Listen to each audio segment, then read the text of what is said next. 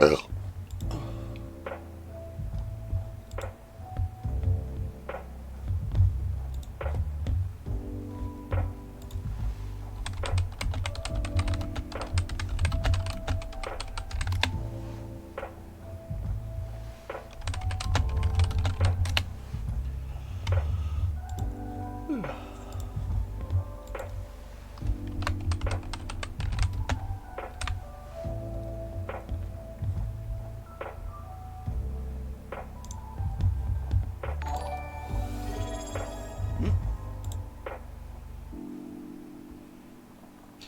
Oh, thank you, James. And welcome in. Thanks for 18 months now on Tier 1. I greatly appreciate it. Okay.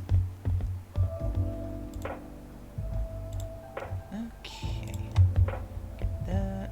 And copy that.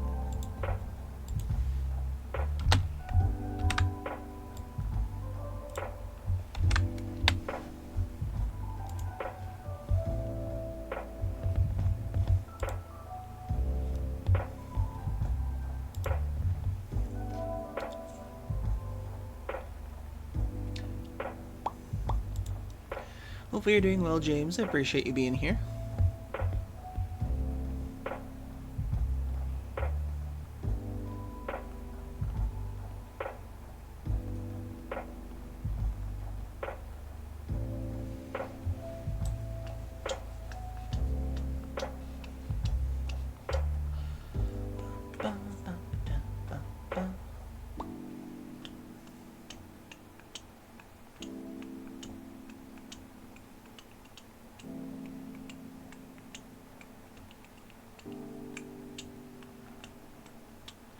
Hey, Pillow. Hope you're doing well. Let me give you a shout out real quick. As soon as I press things that don't actually result in other things.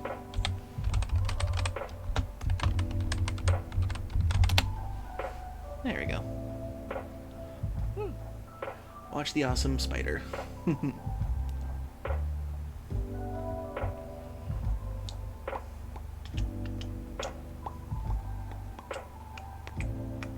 Hey, Tom Wolf. Thanks for coming. Hope you're doing well. Hope you're doing okay, just popping in before dinner. Nice. Actually had dinner myself. Oh, nice. Hope you're drawing something nice for yourself.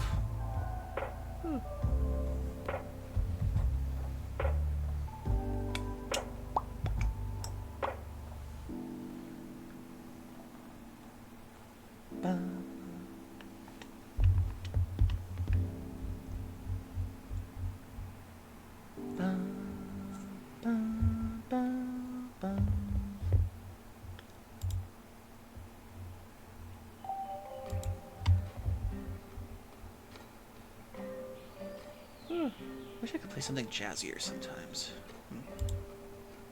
I think there is some good jazz in Lo-fi, or some good jazz ones. Twitch free jazz.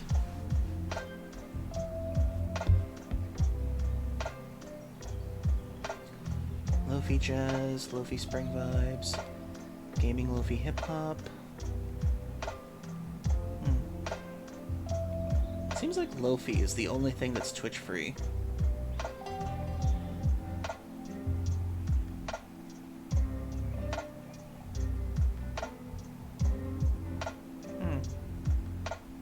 Well, there's some Lo-fi jazz. Let's see how that sounds.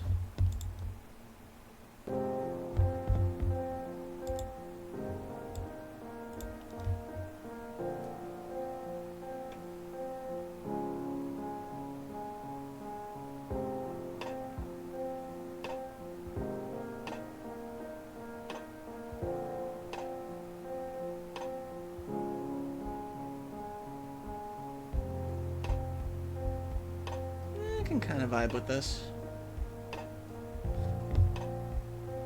A little too depressing, though. How about this?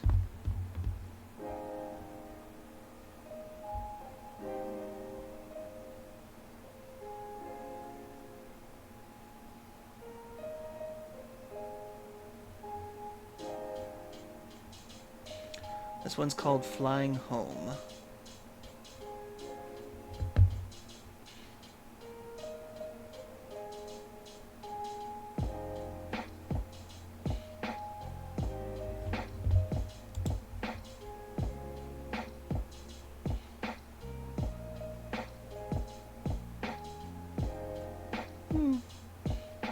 I can go with this for now.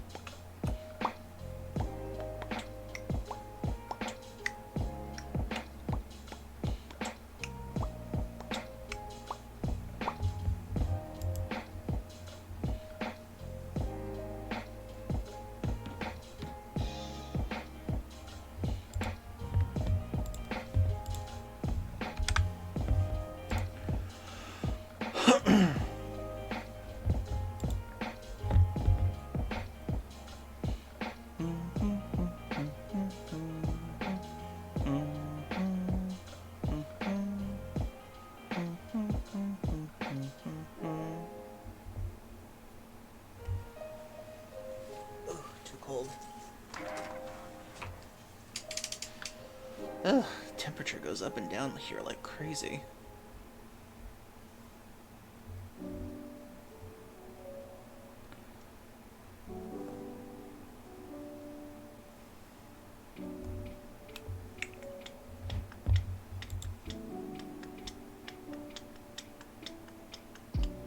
So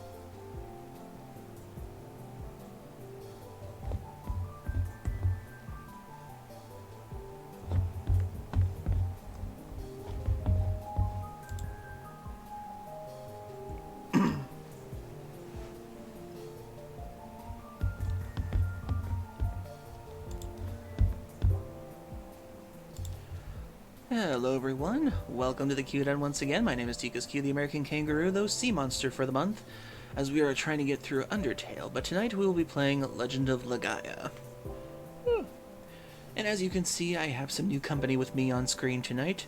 We have the very first donation plush, brought to you by Wilgian, the lovable Durg. And I am very grateful for Wilgian. He actually surprised me with this last night. He donated during the PayPal thing, but I thought the alert was supposed to go off for that, because I thought I linked it correctly in the About page below, but I guess not. In any case, thank you very much, Wilgian. I shall display your plush on my desk for a bit, and then I will put it into the background a little bit later. And remember, everybody, I'll be having some more variety for other kind of plushes or other kind of items that you can be in my room. So what do you think of them? Ain't he just adorable? See? Take a look. Wilgian plush.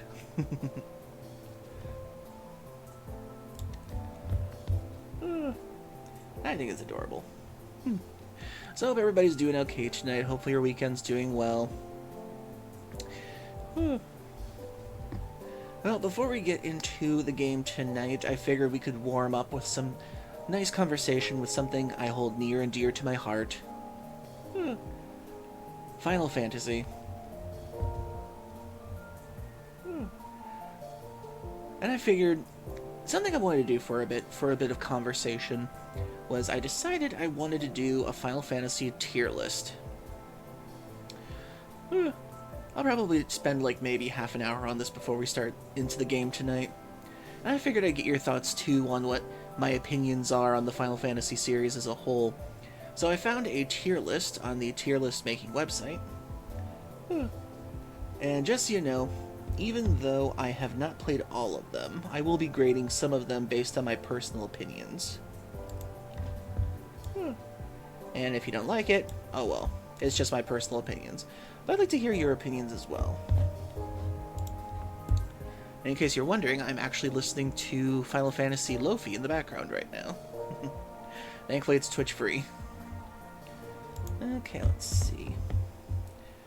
So, let me get into the window capture real quick for the page. There we go. Okay, let me...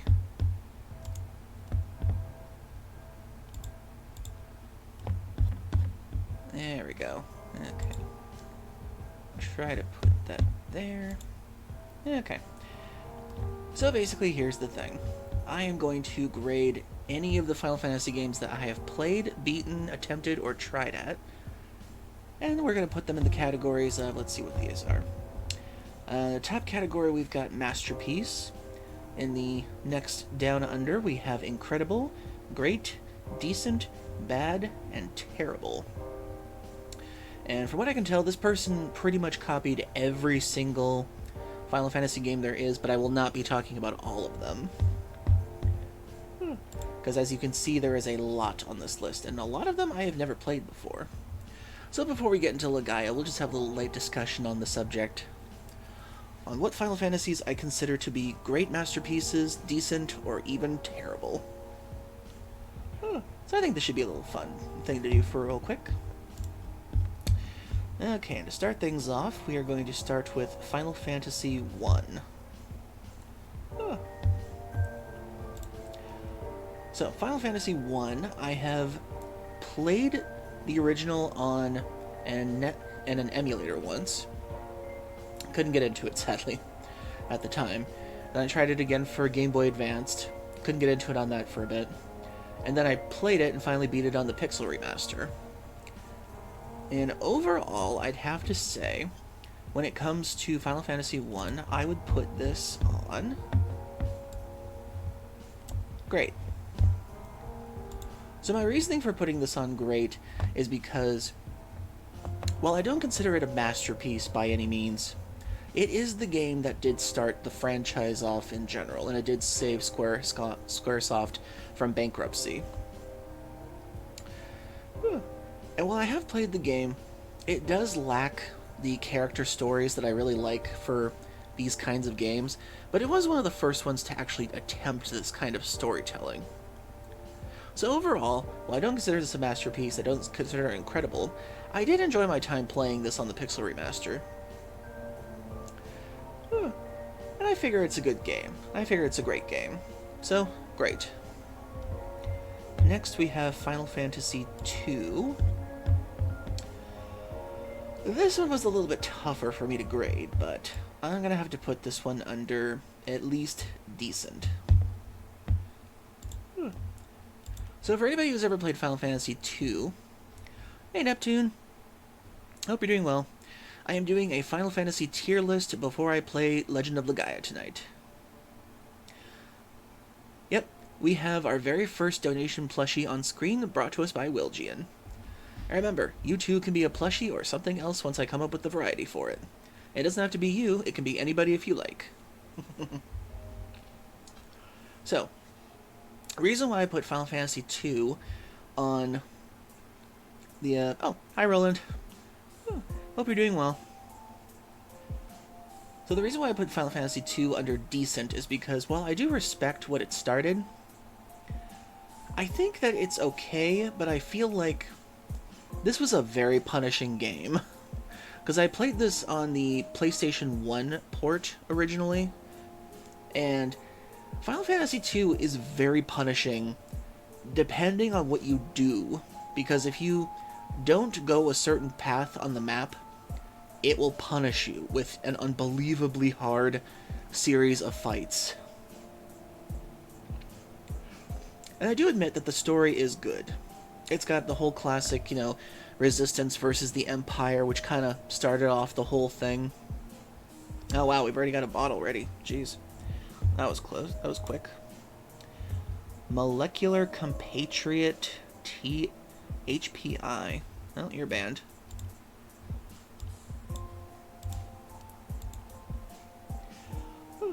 So while I wouldn't call it a bad or a terrible game, I would at least call it decent, because it was an interesting game that did actually give us the Saga series. And it did give birth to one of my favorite games, Saga Frontier, which I think is one of the only good games of the Saga series that I really enjoy. But I am getting back into it. So, Final Fantasy II, decent. Next is Final Fantasy III. Now, I have played Final Fantasy III, the GBA port, I believe, and then I did play the 3D, the DS version, and then I did play the Pixel Remaster of it. And while I don't think it is in the top spots, I definitely have to put Final Fantasy III at least decent for its character customization and its slight challenge at times. But I do have to admit, the story more focused one on the 3DS is probably my favorite version, because it does at least give some character to the characters. But I would like to try to finish the Pixel Remaster sometime. Yeah, Wilgian does make a cute plush. I'm actually thinking of doing a different variety of things for people to donate to become if they want to. Let's see. So after Final Fantasy III, we've got Final Fantasy IV. Final Fantasy IV is one of the really big ones, the ones that really made people get into the series, as far as I can tell. Now, I myself have never beaten Final Fantasy IV, but I would like to do it on stream one day, since I do have the Pixel Remaster. But from what I can tell, I do enjoy my time with it. However, I don't think it's as great as a lot of people say it is for me personally, because I think that there's a lot of bullshittery when it comes to some of the dungeons. Hey, Wilgian. And thanks once again, I appreciate it. You will be displayed on the desk for quite some time. And if anybody else would like to join the plush crew or any other kind of variety of figurines that I might put on here one day, I've actually been toying with the idea of a balloon at some point. I think that'd be cute. I'll try to get out a variety soon, so we'll see how that goes. Let's see. And if you want to donate to become a plushie. It's $20, and all you have to do is just donate to my PayPal. Ooh. And all current proceeds will go to my purchase of a PlayStation 5. So hopefully I can play more games for the channel. And potentially have a backup in case anything happens to my PlayStation 4. Okay, let's see. So, Final Fantasy IV. Where do I consider this on the list? Puff Puff Plush? Yeah, that's definitely a thing. That could be a thing. And hey, Jester. Hope you're doing well. I just need to actually make a... I need to make a YCH thing for that first.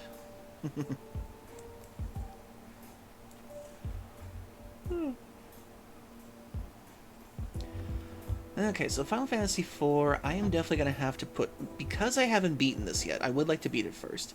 I would at least like to put Final Fantasy IV at least on a great game. And then its little after things, I'll put those on the great as well, because I've only played a little bit of them. So I imagine once I play the game to its entirety, maybe I'll have a better appreciation for Final Fantasy IV. Okay, I did play Final Fantasy IV, but it was on DS. They made it harder for that version. It's always interesting how Final Fantasy IV gets these very hard versions of themselves, because I remember playing it on the PlayStation 1, and people were like, yeah, we get the very hard version of the game. I'm like, this is my first time playing it. This is how it's supposed to be? Oh yes, it's $20 USD to be a plush on stream. And if you wish to donate, there is a PayPal button at the bottom of the screen, in the About section. Let's see. Next we have Final Fantasy V. Okay, so you all saw me beat this game on stream with Captain Fox. And I enjoyed this game immensely for what it was. Now, I was spoiled before on some of the stuff that happened, but I did appreciate the game a bit more. My only complaint with Final Fantasy V is maybe a bit of a disjointed story at times, and the villain is kind of lax throughout most of this game.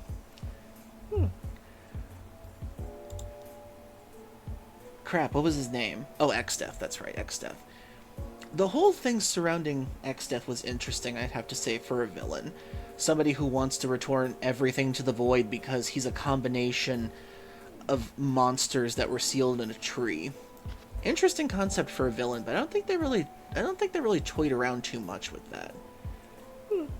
But in any case, I loved Final Fantasy V, and it definitely bumped up its rank in my favorite Final Fantasy, so I'm definitely going to put this one in the incredible pile. Okay, anybody else have thoughts on Final Fantasy V? Something I did love about this game, I loved the job system in this one. It felt like the job system was really well done in it, considering the fact that you were able to be a variety of different things, and you could get a secondary class in the thing too. My only complaint is that without the cheats that I had for the Pixel Remaster version, I would have had to have done a shit ton more grinding, which I think is probably the thing that keeps it from being a masterpiece for me. So a little couple of nitpicks that kind of keep it from, like, true masterdom for me. Okay. Next on the list, we have Final Fantasy VI. Masterpiece. I will explain. So Final Fantasy VI is my very first Final Fantasy game, and there is the bit of the saying that your first Final Fantasy is most likely going to be your favorite one. And I think there is some truth to that, but objectively, and I can look at this game objectively, and through my own bias and everything, this is definitely one of the best Final Fantasies in the franchise for me. For one, it's got one of the largest and most varied, diverse casts of the entire franchise. We have Terra, who's got her own problems with being an emo freak most of the time. We've got Celes, a soldier torn between her loyalty to the Empire and helping the man she is falling in love with. Locke, a treasure hunter who has a tortured past. Edgar, Sabin. We have so many variety of characters in the game that you can mix and match into different parties. Not to mention the music is phenomenal. Terra's theme is one of my favorites when it comes to the world theme. When it comes to overworld themes. Uh, Battle system is definitely one of my favorite active turn-based in the franchise. Each character has a lot of variety to them. Either they have a class based on their job that they're usually as a character, which all of these jobs have been used throughout the entire Final Fantasy series, which I love. I love how each of them has their own little specialty move, like Cyan is a samurai, Realm is an artist, Strago is the blue mage, Terra would be like a red mage, I believe, in aspects. And then, one of the things that surprised me the most is that I actually saw somebody do something called the potato run in Final Fantasy VI. It was these streamers that I watched where everybody kept on dunking on Gao half the time, the Berserker child. And everybody was like, oh, he sucks, he's so terrible, he barely does anything. And somebody in their audience who got to name him, they named him Potato. And just to spite half the people that were dunking on Gao, they're like, we're gonna do this solo with we're gonna do this solo with Potato. And it was so funny. They took out so many bosses using Potato alone, with some of the cheats that you can find, or some of the glitches that you can find with him. I found that hilarious. But one of the things that also clutches this game for me as one of the best in the franchise, Kefka. Kefka is the villain I love to hate. Not love to love, not love to admire, not love to be. I love to hate Kefka. And that is the true essence of a villain for me. The fact that he is so despicable, and the fact that he gets away with so many atrocities in the beginning of the game, it's incredible how hateful this guy is. And the fact that he was designed off of Batman's The Joker says a lot about him. It's like he's even got a backstory that's similar to Joker from Batman. He was a regular guy who volunteered to be a Magitech Knight, and he basically went insane. Saw no meaning in life and wants to kill and destroy everything. One of the best villains in the entire franchise. And the best part is, and this is kind of spoilery, but he actually wins. Halfway through the game, he wins. This game was the game that invented the mid-game plot twist.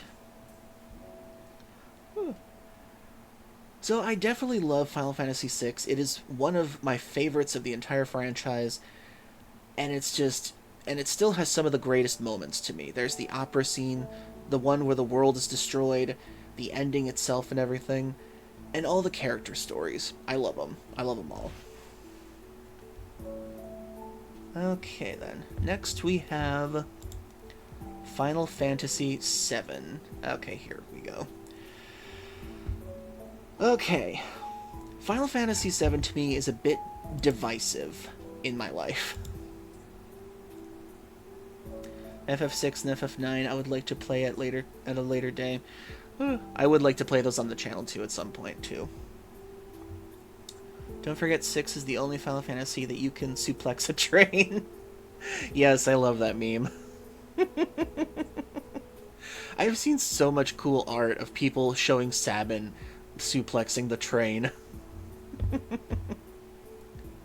God, if Somnac could make a Final Fantasy thing of this, just imagining his little goofy Nyan characters, like Sabin suplexing the train, and the train has like a little like kitty frowny face, that'd be hilarious. Okay. Next we have Final Fantasy VII for my tier list. Okay. This one is a bit tricky for me because I do like aspects of 7.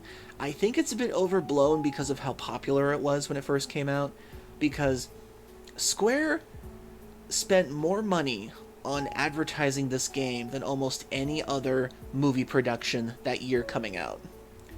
They even gave it the tagline, "The greatest cinematic experience isn't coming to a theater near you, it's coming to your PlayStation."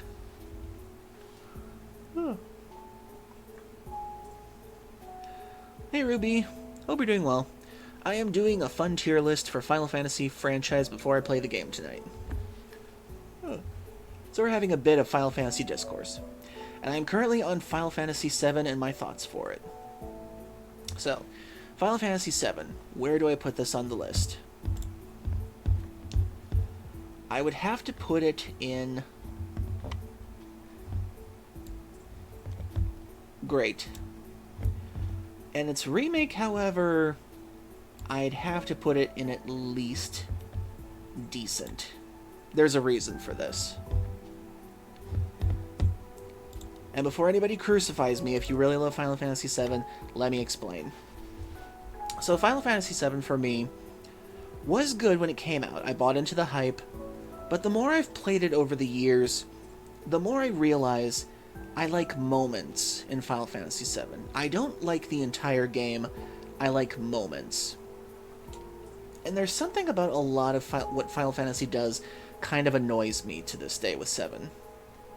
Because for one, the game starts off with you having a very clear vision for a villain. The Shinra Corporation, a monstrous, horrifying oligarch that controls the world. Very simple. And then in the first 5 hours of the game, which honestly it still amazes me that the first part of the game in Midgar is 5 hours, you then get to the end of that and you find out it's actually Sephiroth that's the real villain of it all. And the corporation is like the side villain, or they get sidestepped to be the side villain. Which kind of annoys me in a way. But I do admire the fact that Sephiroth is kind of treated like with the Jaws effect. Which he kind of became famous for. Because for a majority of the original Final Fantasy VII, we don't see a lot of him. Which is interesting. He just kind of scurries around, and he like does all these terrible things. To this day, I still love the original Shinra building when we see Sephiroth has bloodied the halls with Shinra employees. One of my favorite scenes. The intensity of that scene cannot be understated. I honestly love the Shinra building part.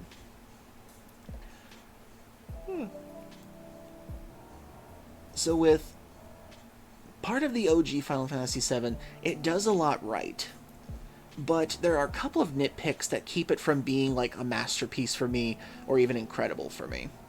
For one, the battle system is kind of... Okay, how do I put this? I feel like the variety is not the kind of variety I like, if that makes sense. Because the materia system is interesting, but it's kind of confusing unless you really study up on it. Because the more materia you equip on... Oh, Charlie, you gotta go out? Okay, my dog has emerged from under my bed. She has to get out of my room. Okay.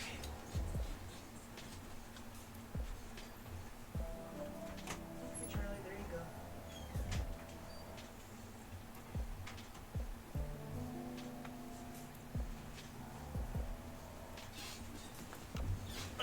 go. Okay.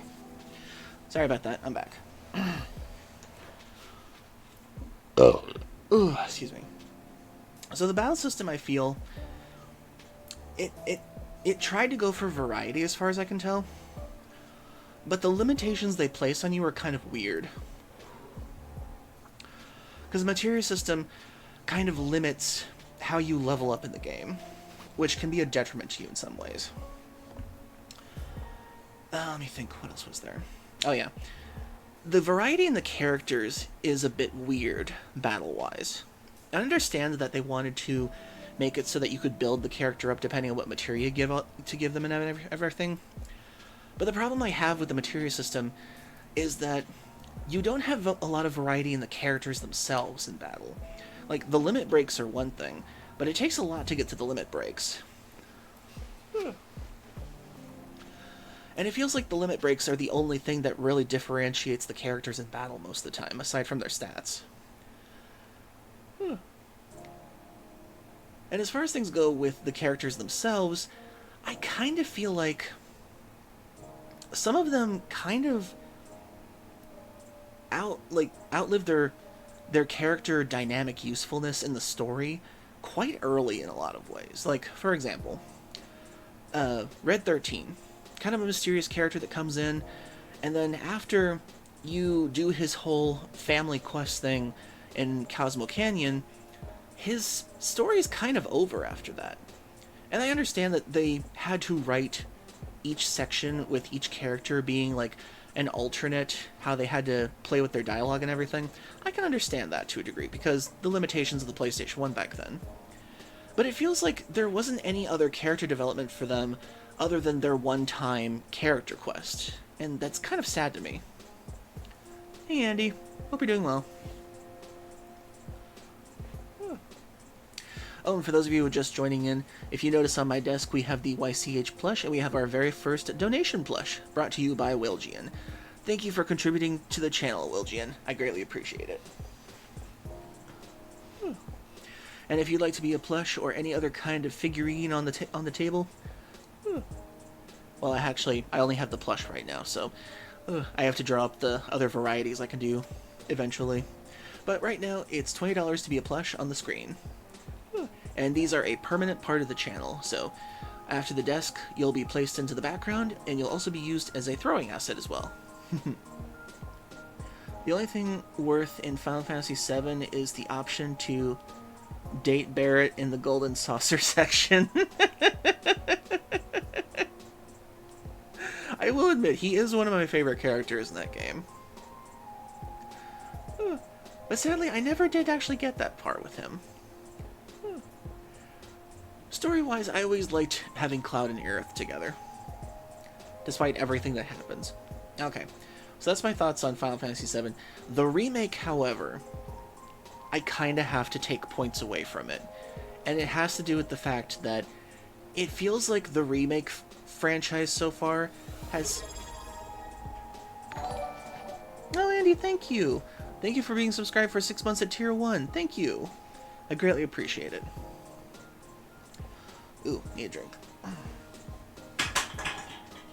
What the?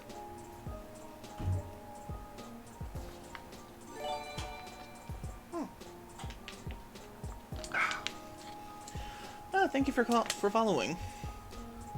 Masked Alucard. Thank you very much. I greatly appreciate it. Talking about Final Fantasy, that's an insta-follow. Well, hopefully you'll be okay with my opinions then. I'm doing a Final Fantasy tier list for a little bit of conversation, and then I'll be playing Legend of Legaia in a bit. So my current part of the list for everybody who's looking at it right now, I have Final Fantasy VI as my first masterpiece on the list, Final Fantasy V as incredible. The greats are Final Fantasy 4 and 7, and then decent I put 2, 3, and 7 remake. Now, the reason why I don't have 7 Remake on the list higher for me personally is because I feel like 7 Remake has kind of had a bunch of false promises to it. Because at first we thought they were going to do the whole, okay, they're going to remake Final Fantasy VII, and then at the end of Final Fantasy VII Remake, this is kind of a spoiler, I apologize, but they kind of lie to us and say, oh, turns out we changed fate somehow. And then Final Fantasy VII Rebirth happens, and they're like, nope, you can't change fate after all. Even though we went through a whole retconning of changing fate at the end of the first game. So I'm kind of worried about how they've been treating the remake series. So I'm putting it under decent because I don't know how it's going to end. And I'm kind of worried that they just kind of pumped this one out because they were kind of desperate. Because it feels like with the first game, it was a good treatment of like returning to Final Fantasy's Midgar, and I really wanted them to flesh out Midgar a bit more. I was hoping for like a Yakuza style Midgar, where you could visit the different sections and do little extra missions between the story stuff and everything. I was so hoping for that, but I guess that would have like made the game twice as big or something. Because I always wanted to explore the different other sections of Midgard, like sections 1, 2, 3, 4, on the above plate and below plate and everything. 7 Rebirth, sorta almost finished, but my only issues with it, just the busy work you have to do with each map area before moving on with the story. That's another complaint I hear about Rebirth, is the fact that they really Ubisoft the game, is what some people tell me. that they Ubisofted or something. Like, they made it unnecessarily large, apparently. Because, like, apparently they even put towers in the game. And it's just, really? You wanted to put towers in the game and all this other crap we don't need? But I have seen people play the game before. I probably won't play it myself. But I have seen some of the cool stuff they did, like Kate Sith. Goddamn, adorable. Freaking adorable. I wish I could tell you how I feel about FF7. But overall, with the things that they are, I do like the original Final Fantasy VII, but I do have problems with it. So I at least put it on great for my thing. But for the remakes, I feel like they're a bit of a broken promise with how they've treated it, because a bit of a spoiler thing for me with Final Fantasy VII Remake, I feel like they should have followed through on something that happens at the end of 7. And the fact that they took it back kind of left a sour taste in my mouth, as terrible as that is. I wish I could say, but I don't know if anybody's actually played Final Fantasy VII Remake or anything like that. But there's a part in Final Fantasy VII's ending in the Shinra building that happens. I literally had a moment where I gasped out loud and I almost started crying because of it. And then it got taken back and I'm like, oh, okay, that's how we're doing this. Okay. And then at the end we kill Fate and it's like, what? So I'm kind of worried how they're going to end it overall. So for now, the remake trilogy is on decent for me as far as things go. I'd have to say the Barrett moment, and I know that's conflicting with how much I love the character. But I feel like if they had gone through with that, it would have made the game much more memorable and stand out more on its own. It's a weird thing because I love Barrett as a character, but if they had followed through on that, I think it would have been this generation's, like, moment to care about and everything. If that makes sense. Because the fact that it got taken back, it's like, I love the character, but the fact that they took it back so quickly, it's like, what? You're toying with my emotions, Square? Why are you doing this? Alright. In any case. Moving on to the next game in the list. So, that's how I feel about the 7 games. I like the original. I think it's good. It's got some decent stuff to it, but I remember moments from it more. That and the ending is still questionable to me. Because the OG ending of Final Fantasy, it still leaves a bit of a sour taste in my mouth. Okay, next on the list we have Final Fantasy VIII. Okay, so 8 is a bit of an interesting one for me. I have a hard time going back and forth with this one, because I love the music, I like the characters, I like a lot of the setting, I like the fact that it's like this interesting backdrop for like a slight futuristic, slight post whatever future kind of thing that goes on in the game. It's kind of weird with me, but if I had to put it somewhere, I would at least put it on great.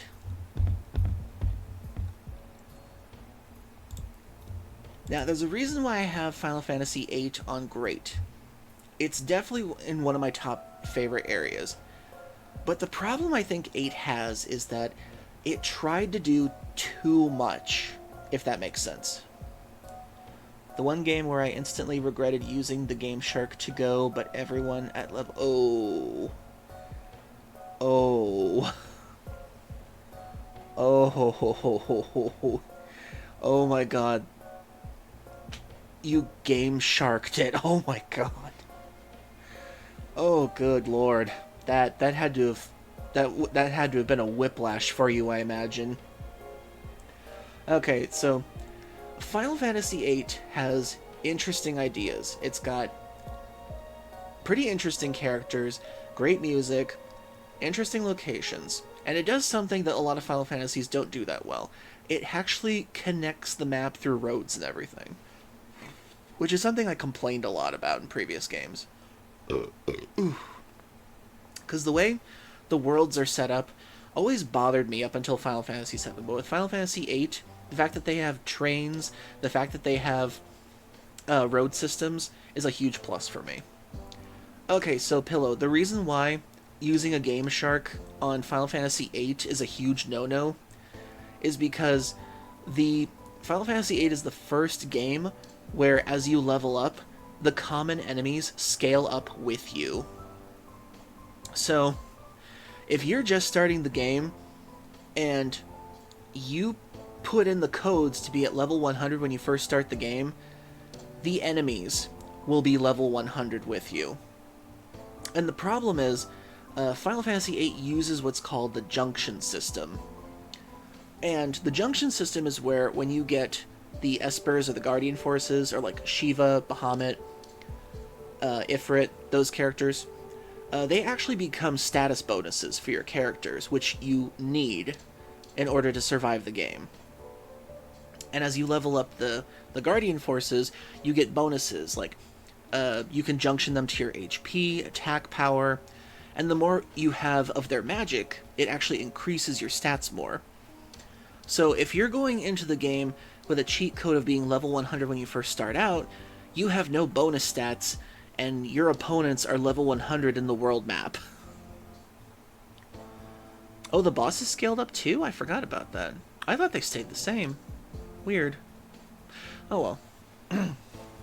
But yeah, Final Fantasy VIII, it did something different, but I think it suffers from a bit of a complex because Final Fantasy VIII tried to do too much with its story, and I think it kind of loses itself in that.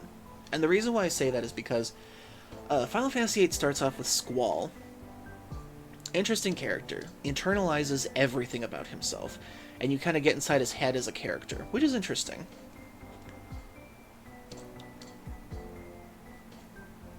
Nope, I did it during the Mino... Oh, the Mino Bros fight. Oh, jeez. Oh god, I can't imagine how bad that was. But in any case. So, with Final Fantasy, they start off with Squall, who is in a school that teaches you how to be a mercenary. The Garden, and teaches you how to become an agent or a seed. And so, it starts off simple with Squall. And then after that, it kind of gets into like his rivalry with Cypher, trying to pass the test to be able to... Oh, also, by the way, the Galbadia mission on the original demo disc, one of the best things I've ever played. I don't know why, but the demo disc, it has a sound mixing to it that is so much different from the actual game. It's weird. Like in the original Final Fantasy VIII demo, they actually use like really good sound effects for the game, like gunfire, and they actually changed up the cutscenes for it too and everything. And the music is so much more dynamic too, amazingly. And so are the sound effects as well. But anyway. So Final Fantasy VIII starts off pretty simple. You're trying to become a mercenary at the school and just kind of have a job. And once you get that job, you start to realize that everything's a lot more complex than you thought it was, because now Squall is getting these visions from the past or something, and then he's got his school life, he's got this girl that's hitting on him constantly, then there's a plot line with a sorceress, and there's all this political stuff that's happening at the same time, and then there's like witches that time travel, and Final Fantasy VIII's story is probably one of the most jam-packed things that it kind of gets confusing after a while, because you have to keep track of so much in that story. Especially when you get to Disc 3. So while I do think it does a lot of good right, I think that Final Fantasy VIII suffers from trying to do too much with its story. That and its characters are kind of underdeveloped in some ways, because while the main focus is on Squall and Rinoa, along with Cypher and Edea, I feel like a lot of the other characters kind of suffer from a lack of development. Like, Quistis gets a decent amount of development. Selphie gets a pretty good amount of development. Zell kind of gets left behind, and so does Irvine. It's like their characters don't really do that much in the grand scheme, except become exposition bots later. And then we have Laguna, who's the past side story, which is really interesting. Which I actually think that they should flesh out more if they ever remake this thing. And his little backstory was really cool.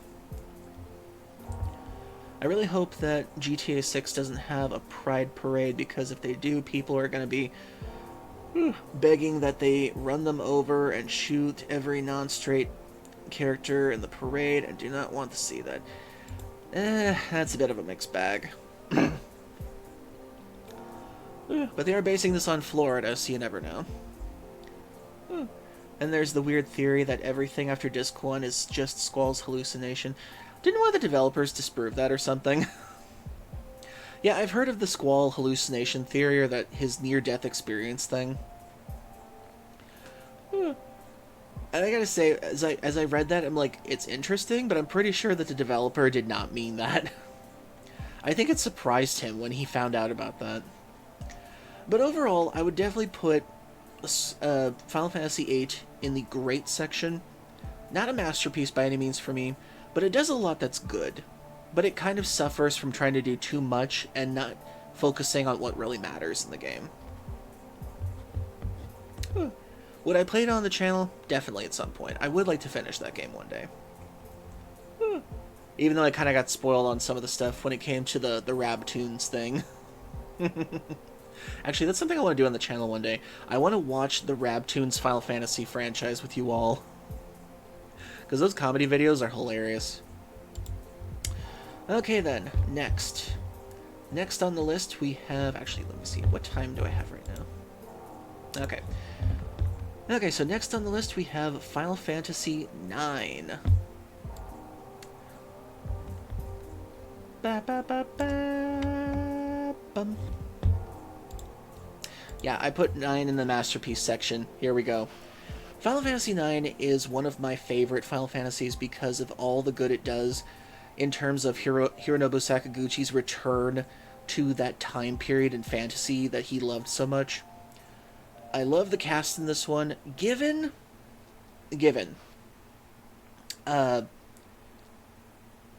what is his name? Crap. Amarant, I think his name is? I think they needed to develop him a lot more. I feel like he's the one character that I could see just gone and not care about. But other than that, Final Fantasy IX is one of my favorites because it's one of the first Final Fantasies I ever beat on my own, for one thing. I love the music in this. I love the simplistic version of how war is viewed in this game. And how everything is kind of twisted and turned on its side most of the time. It's like first we have first we have Garnet's mother, Queen Braun, being the evil big bad for a second, and how she wants to take over everything. And then we find out that she has a little backer named Kuja, who, goddamn, one of my favorite Final Fantasy villains next to Kefka. God, I'll never forget the first time I saw Kuja on screen for the first time. I honestly thought Kuja was a woman because I didn't know what the word androgynous meant back then. And goddamn those hips, my god. Anyway, characters are wonderful. The story is incredible how it focuses on what you do with the time you have in life. Incredible lesson there. Locations, wonderful. Each location I've been to in that game is memorable. From Alexandria, to the ruins of Bermesia, to the Leafa Tree, to... I just say it's memorable, and I can't remember the other thing I was going to mention. The ruins that Eiko came from. All of it is so memorable to me, especially with the fact that the artistry for the pre-rendered backgrounds is incredible. Just incredible. And that's something I kind of wish that Final Fantasy would bring back, is the pre-rendered backgrounds, because those are works of art. Almost every time there is a still in that game, it is a work of art. Not to mention, the characters themselves. Zidane, the first thief to become the main character in a franchise. Great character. Garnet, a little naive, but a good character. Steiner, comedic, wonderful, stupid Steiner. I love him. Definition of what a Final Fantasy himbo should be half the time. Although he's a little self-destructive. Aiko, good character. Freya, a little underdeveloped, but a good character. Amarant, I barely remember he's there half the time. Hopefully when the remake comes out, they try to do something better with his character. And I wish to God Beatrix could have joined the cast at some point, because goddamn is she awesome. And finally, the best character in Final Fantasy IX, hands down, the baby boy, the wonderful black mage Vivi. Vivi, it's his story. It's his story overall. It's one of the most touching stories you can ever find in Final Fantasy, and when you learn of Vivi's background, where he comes from, and what is going to become of him, it's an emotional gut punch that just hits you out of nowhere. And the fact that he wants to use his time helping his friends save the world is just incredible. Vivi is one of the strongest characters, if not one of the best characters, in the Final Fantasy franchise for me. So overall, Final Fantasy IX, love it, cannot wait for the remake. It is one of the masterpieces in my opinion. Also, I almost forgot. Battle system, really good. Each character has their own... Oh, I forgot to mention Quina, one of my favorite blue mages. I forgot about them. Sorry, Quina. One of my favorite blue mages. Yeah, Vivi is the best boy. God, I still cracks me up when you make Vivi and Quina marry, and Quina's like, I so happy. And Vivi's just like, what have I gotten myself into?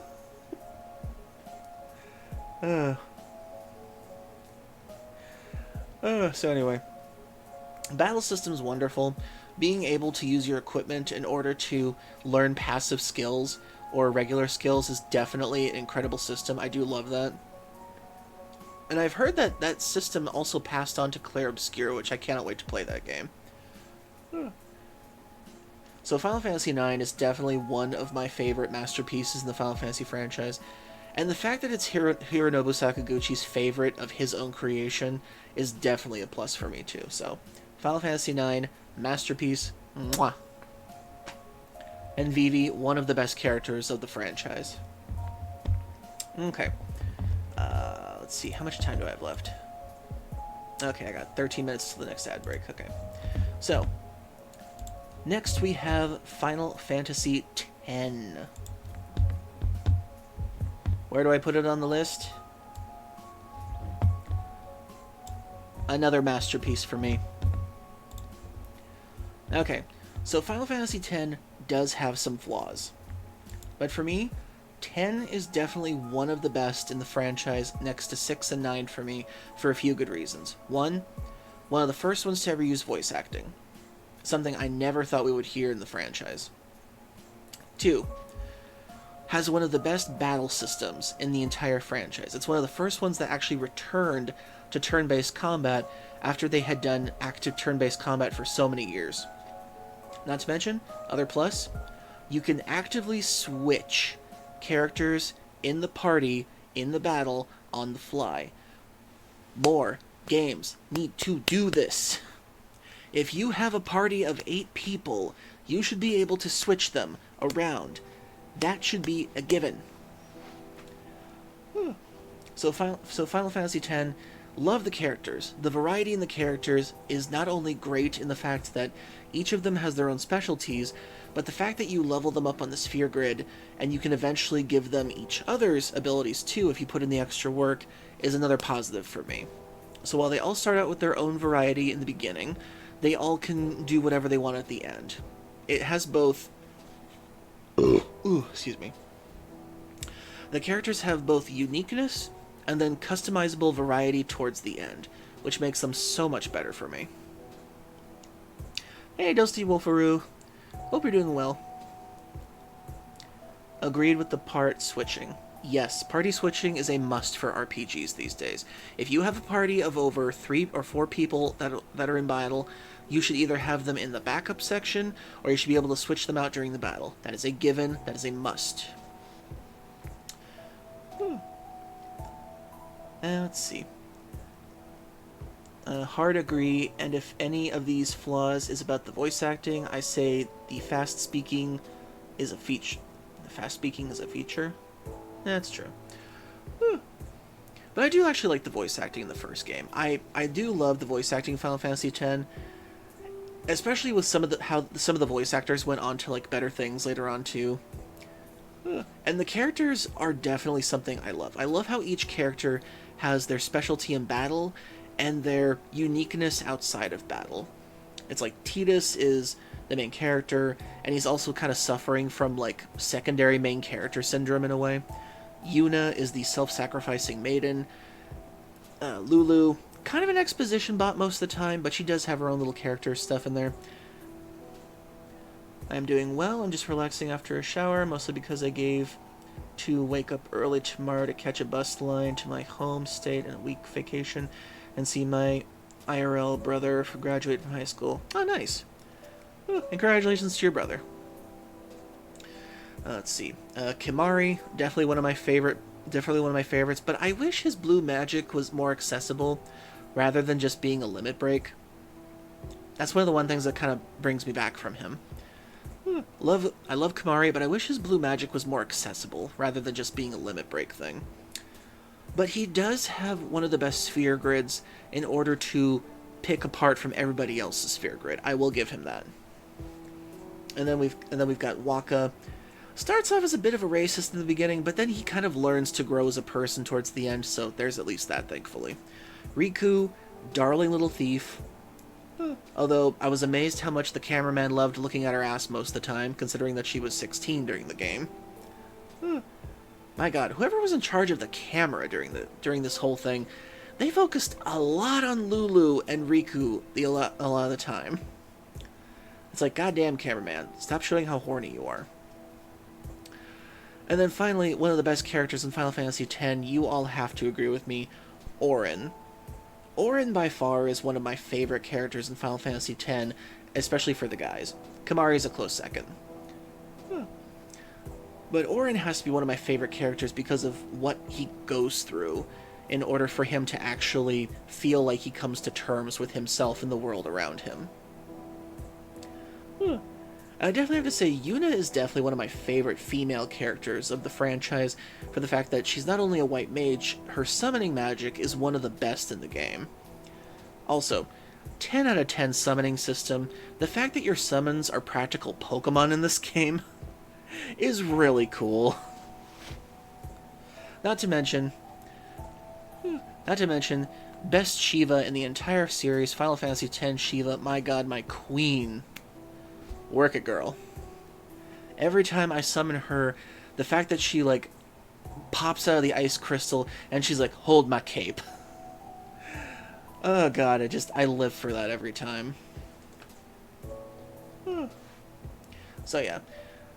Plus the story with Final Fantasy X, definitely one of the more personable stories, especially with Tidus and his daddy issues, because goddamn is Japan filled with daddy issues because of how they view work and the traditionalism of how the man has to work and everything and be away from his family. It's like, if your family doesn't have dysfunction with daddy issues, you're not a proper Japanese family in some way. And I know that sounds really terrible saying it, but at the same time, when you examine the culture, it's kind of true. But the fact that the story is so personable and relatable with Tidus's father issues is one of the reasons why I do find it one of the more relatable Final Fantasies, which does put it up there for me. So, Final Fantasy X, definitely a masterpiece, how it goes. But its sequel, however, I have some questions.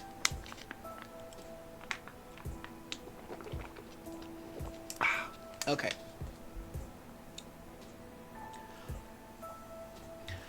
Now, I do think that there are some good points to Final Fantasy X too.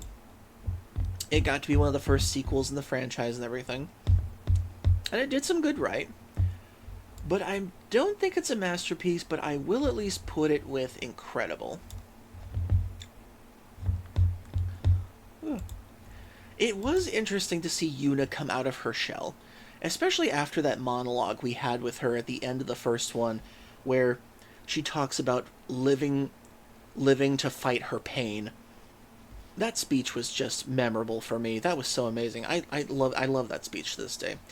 The fact that she has two moments that really make her character stand out for me, where she literally cries at the idea of abandoning her pilgrimage for herself, just breaks me at that point.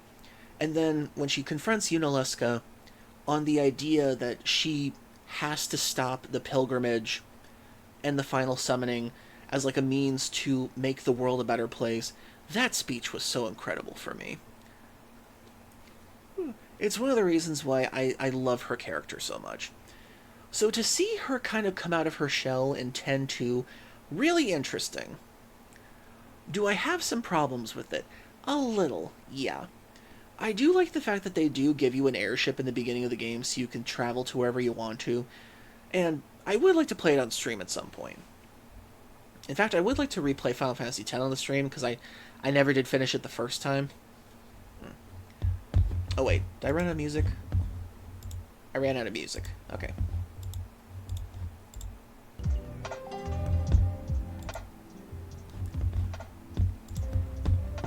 Okay, back to this. The job switching mechanic was interesting, but honestly, I didn't really use it that much. Like, I love the magical girl transformations, but the problem was it kind of took up a lot of time to use them, so I kind of just picked my job most of the time in the menu system, and I just kind of went with that. I rarely ever changed the jobs because I picked my team mostly by the variety in which I could balance them out with each other. Like, as long as I had a white mage in the team, I could do whatever else I wanted with the other two. I do have to hop off now, as I mentioned. I do have to wake up early tomorrow. Well, thanks for stopping, Dusty Wolfaroo. We'll see you later, and have a good trip tomorrow. Have a good sleep. So yeah, with 10-2, it was interesting with the job system. The fact that you only had 3 characters to focus on was a bit of a refresher. Yuna returning was great. Seeing her break out of her shell was wonderful. Riku being her new self with her new outfit was goddamn cool. Pain, however, I kind of have a little bit of an issue with.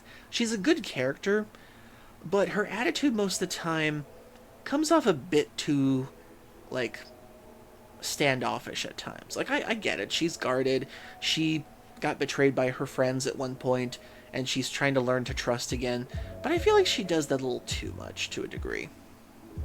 Final Fantasy VIII is superior. Change my mind.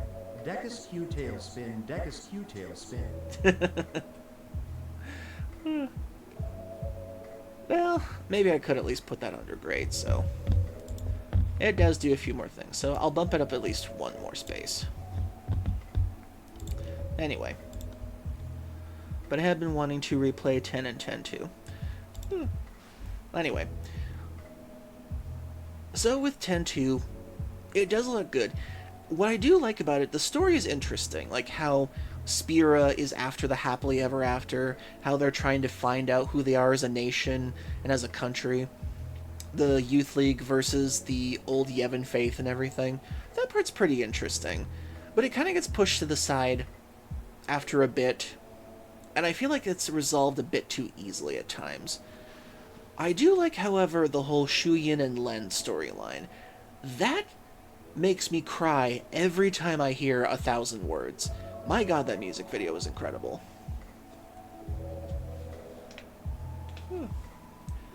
And call me crazy, and this is kind of weird for me, I actually prefer the Japanese version of Real Emotion, the opening song for the game, but I like the English version of 1,000 Words better than the Japanese version for some reason. I don't know why. I feel like English 1,000 words is sung better for some reason. It's weird. But in any case, overall, Final Fantasy X-2 had some really good ideas. Kind of weird how they made a lot of different endings for 10-2, but I guess in a sense it's kind of them saying like how it's kind of not non-canon in a way.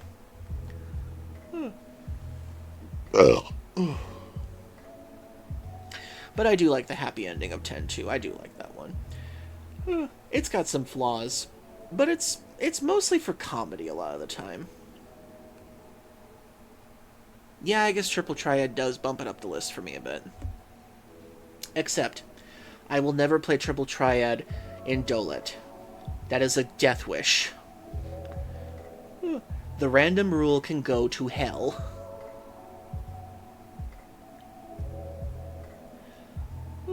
Okay, now that 10-2 is done. Next is 11, which I don't have an opinion on because I've never been able to play it, so I won't put it on the tier list. But we do have Final Fantasy 12 on the list. Ooh, here we go. Okay. So after Final Fantasy X, Hironobu Sakaguchi left the company because the film that they tried to produce, Final Fantasy Spirits Within, was a commercial flop, sadly. So after he left, the Final Fantasy franchise went through a bit of a change. A change I kinda don't like, but at the same time kinda wish it did a little better. Oh boy, here we go. And Final Fantasy 12... Oh wait, how much time do I have? Oh crap, I forgot. Okay, we have an ad break coming in. Really wish I'd gotten this done before the ad break started. So, once we get back, we'll try to finish this up, and then I'll get back to the game, I swear. See you soon after the ad break, everybody.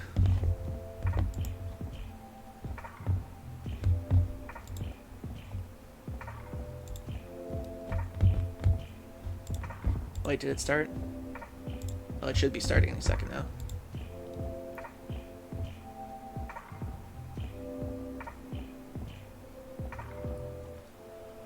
Even if I hate the random rule, he says, but he don't mean it. I only know FF8 have triple triad because of FF14. What?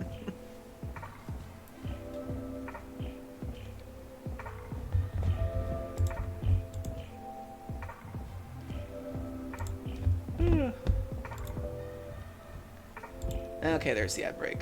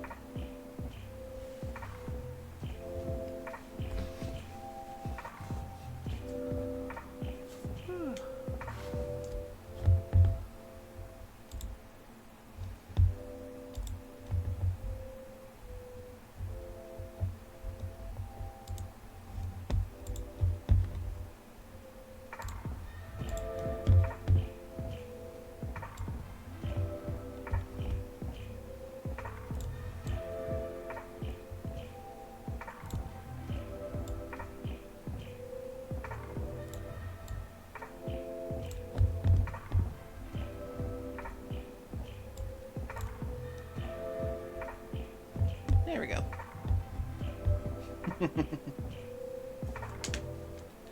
Oh, be right back. Gotta use the restroom.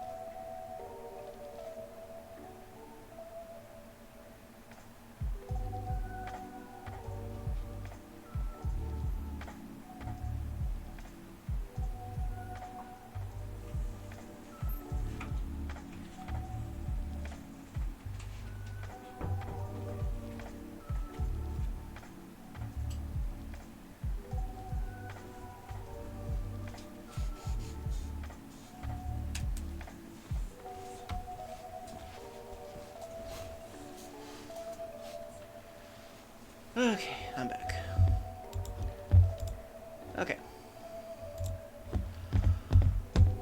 Okay, I'll try to finish this up a little quicker. Oh, wrong one. Okay, I'll try to finish this up with some of the other games. Okay.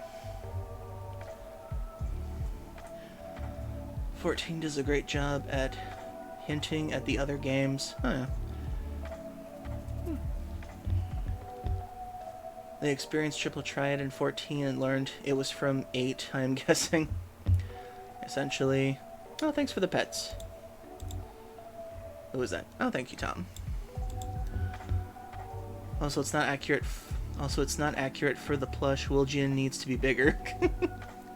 Well, if I have more plushes one day, then I have to fit everybody on screen. Okay, anyway. Final Fantasy XII. So Final Fantasy XII starts in a bit of a gray area for me. And I have to at least put it here on the list. Decent. Along with its Zodiac Age thing.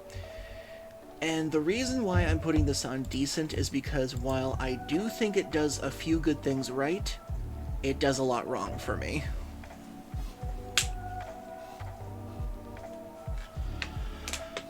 So while I don't think that 12 is bad or terrible, I do think it is at least decent, but I feel like this is the time and point in Square Enix's history where their business and their creative side really started to duke it out with each other.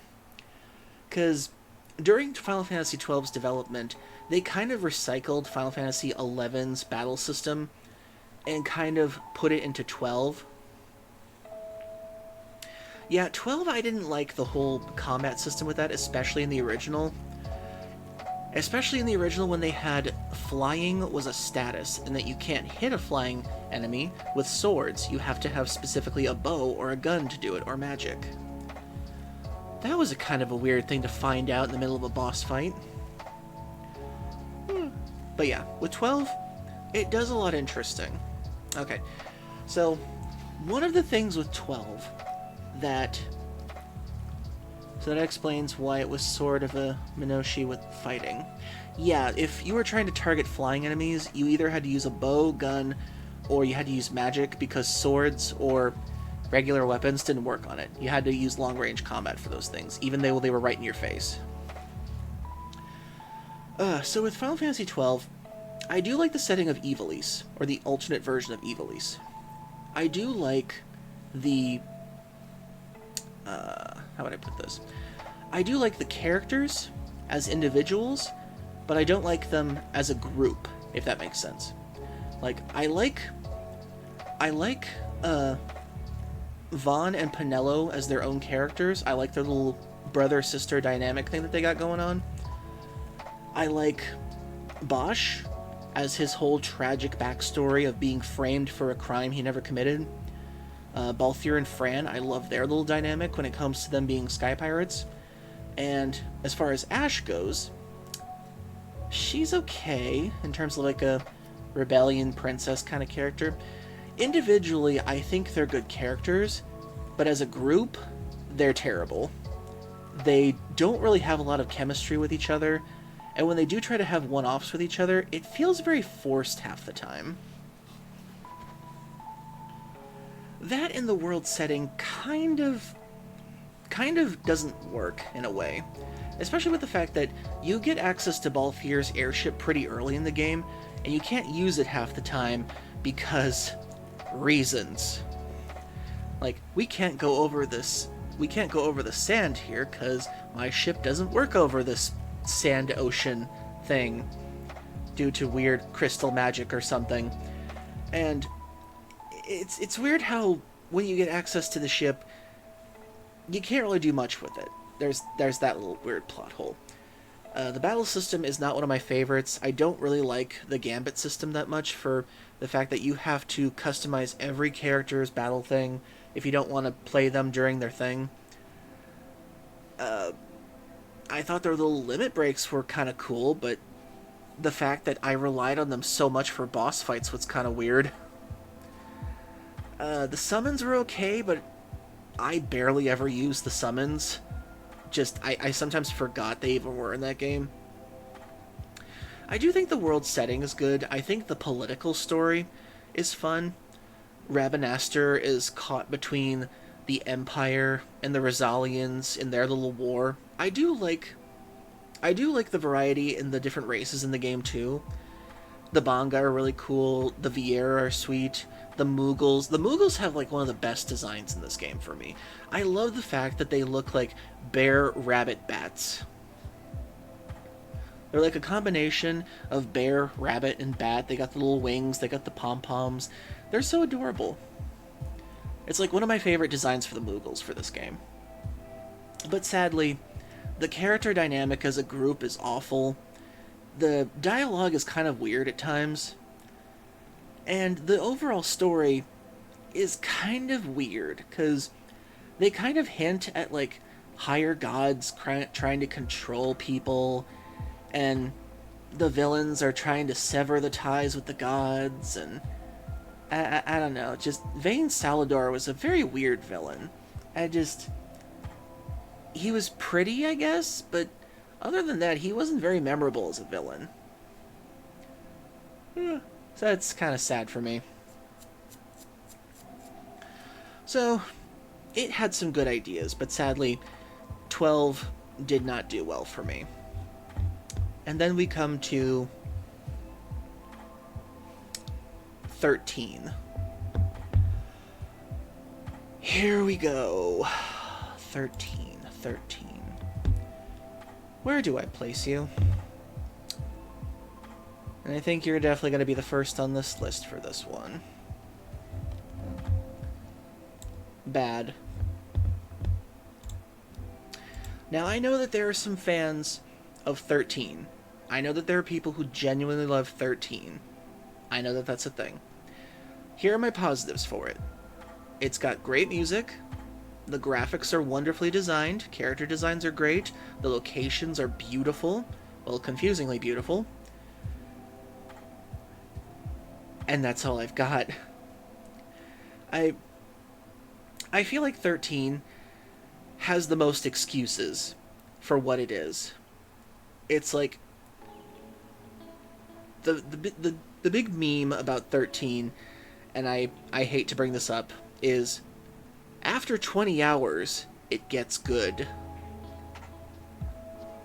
If your game has a description where people say it gets good after 20 hours,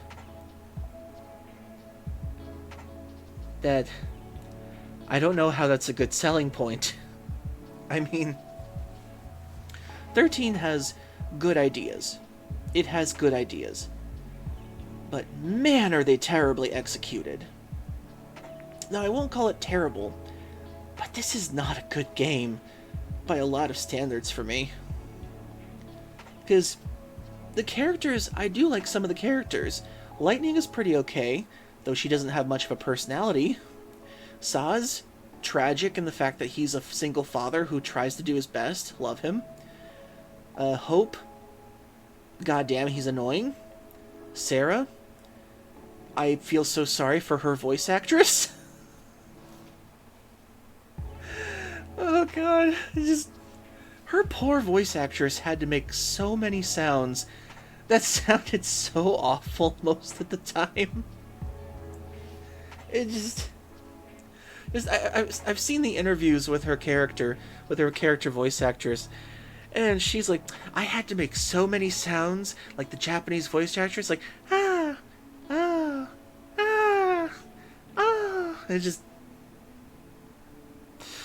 I think Rabtoon said it best when they said, we swear she's over 16. Oh god. And then Snow. Oh my god, Snow. I think Snow is the one role Troy Baker wishes he could scrub from his IMDb page at this point. Because goddamn, as much as I love Snow's determination, I live for when Lightning punches him in the face most of the time.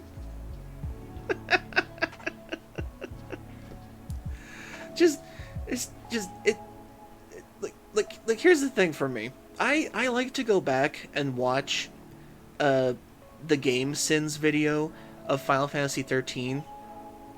But here's the thing. Final Fantasy 13 has 3 Sin videos. I'm serious. 3 Sin videos where it's all just opinions, but it's 3 videos of one video game, and no other video game has 3 videos on the Gaming Sins channel. This was a 3-parter. 3 videos of all the sins that 13 racked up for people. It's just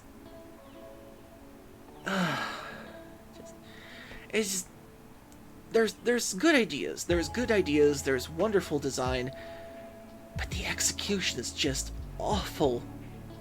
Like, the locations are beautiful, but the fact that everything is pretty much a straight line most of the time, and the battle system, oh my god, the battle system. The paradigm shift system, oh god. So here's the thing. I love active turn-based from Final Fantasy VI, Final Fantasy 7, 9, 8. Active turn-based can be fun. But the problem with 13 is that the active turn-based was so fast, you had to rely on the auto button and just switch classes most of the time. That's how it felt to me, because the enemies would move so fast, you had to click like crazy, you had to get the commands out like crazy, and if you weren't relying on that auto button, you were paradigm shifting like crazy to make sure that you could have the right combination team for the enemies you had to deal with. They tried, but with 13, they failed for me big time. There are some aspects I do enjoy about it. The music is wonderful as usual for a Final Fantasy game. It's got good ideas and some pretty good moments, but overall it's a bad game. And for those who love it, I hope you continue loving it, but for me, Final Fantasy 13 is a bad game. And I wish they'd done better with it. Okay, next, 13-2. The second sequel in the entire franchise, which, surprisingly enough, decent.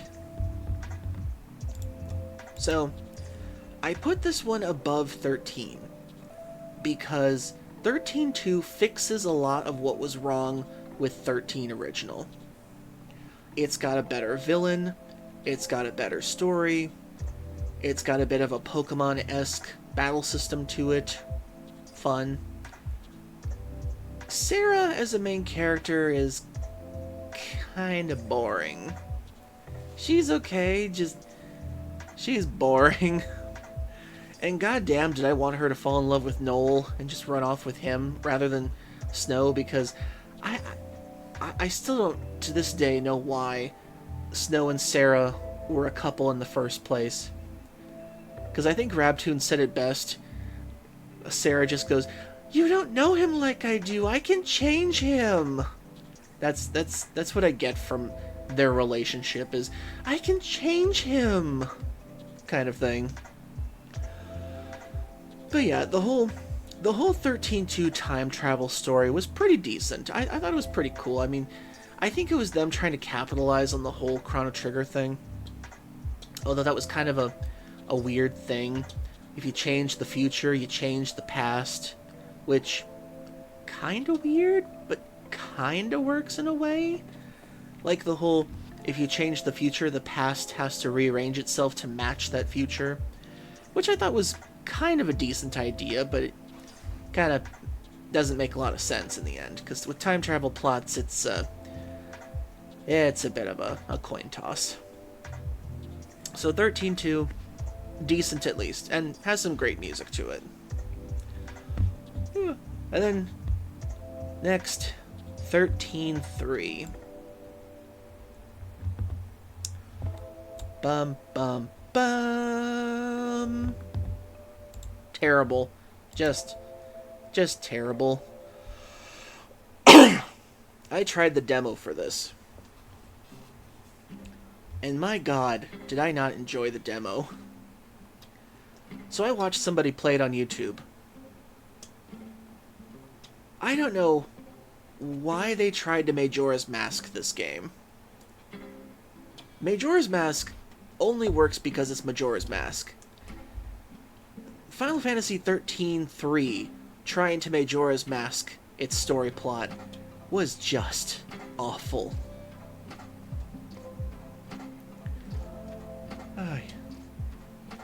Just series of fetch quests, series of weird story plots. And you could tell that 13.3 was trying to be Majora's Mask. You can't be Majora's Mask unless you have good storytelling. It's just not possible. So yeah, 13.3, terrible.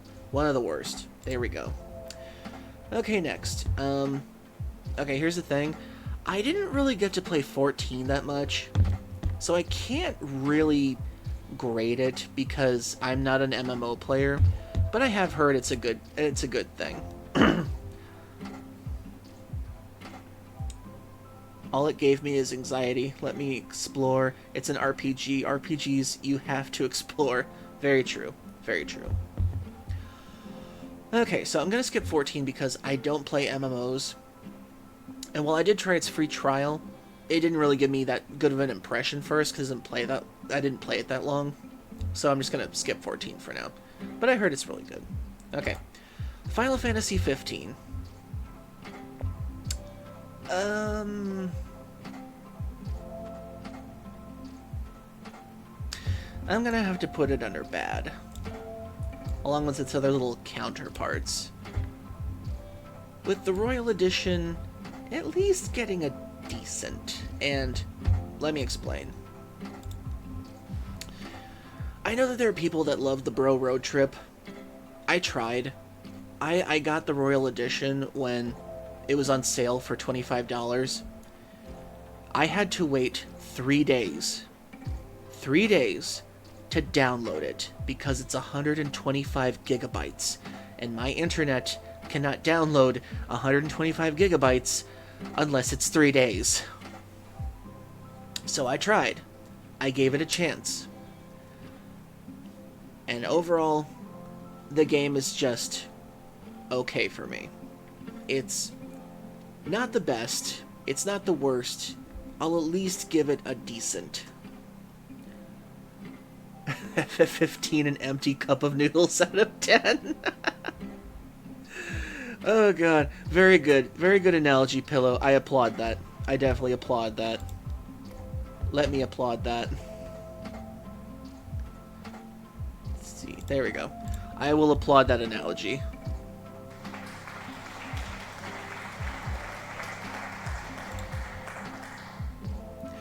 So yeah, 15, another thing with interesting ideas. One of its only redeeming features for me, the villain. Arden was probably one of the best things about that game for me, surprisingly. He had sass, he had a fashion sense. He was kind of like if Kefka was combined with Scar from Lion King in a way. It's like, he's got the destructive tendencies of Kefka, but he's got the intelligent sass of Scar from The Lion King. And that's one of the reasons why I love him as a villain. Very tragic, very interesting. But sadly, Final Fantasy XV was a bit of a mess, sadly. This thing was in development for 13 years practically, or like 10 or something, I can't remember. And before anyone even goddamn says it was only 3 years in development, I will strangle you. I will ban you. Because this was originally Versus 13. And Versus 13 became 15 because 13 got such a stink to it that the company was worried that if they called this version Versus 13, it wouldn't sell as well. So they redid it. They renamed it, they repackaged it, they rebranded it, it became 15, and Tetsuya Nomura took way too long on this game because he was stretched thin as it was. He not only was working on 15, he was working on Kingdom Hearts 3, and whatever else he was specializing in at the time, or being special assistants to, whatever. And 15 was then handed to, what was his name? But it was only 3 years in development greater than. I will time you out. I will time you out. I will time you out. You are timed out.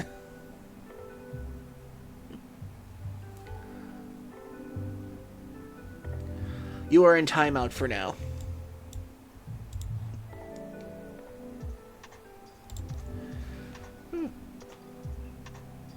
Timing out.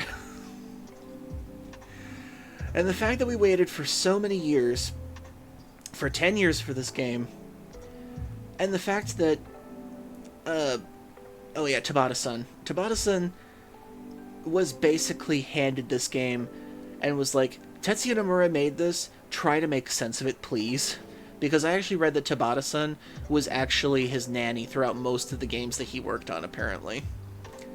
So whenever he was called away for something else, Tabata-san would be called in to clean up the mess. And goddamn did he try. He tried so hard. He tried so hard that he actually had to leave the company afterwards and start his own because this kind of broke him, apparently. Yeah, the DLC, I didn't actually play the DLC. I watched other people play it because I was kind of fed up with the game after a while.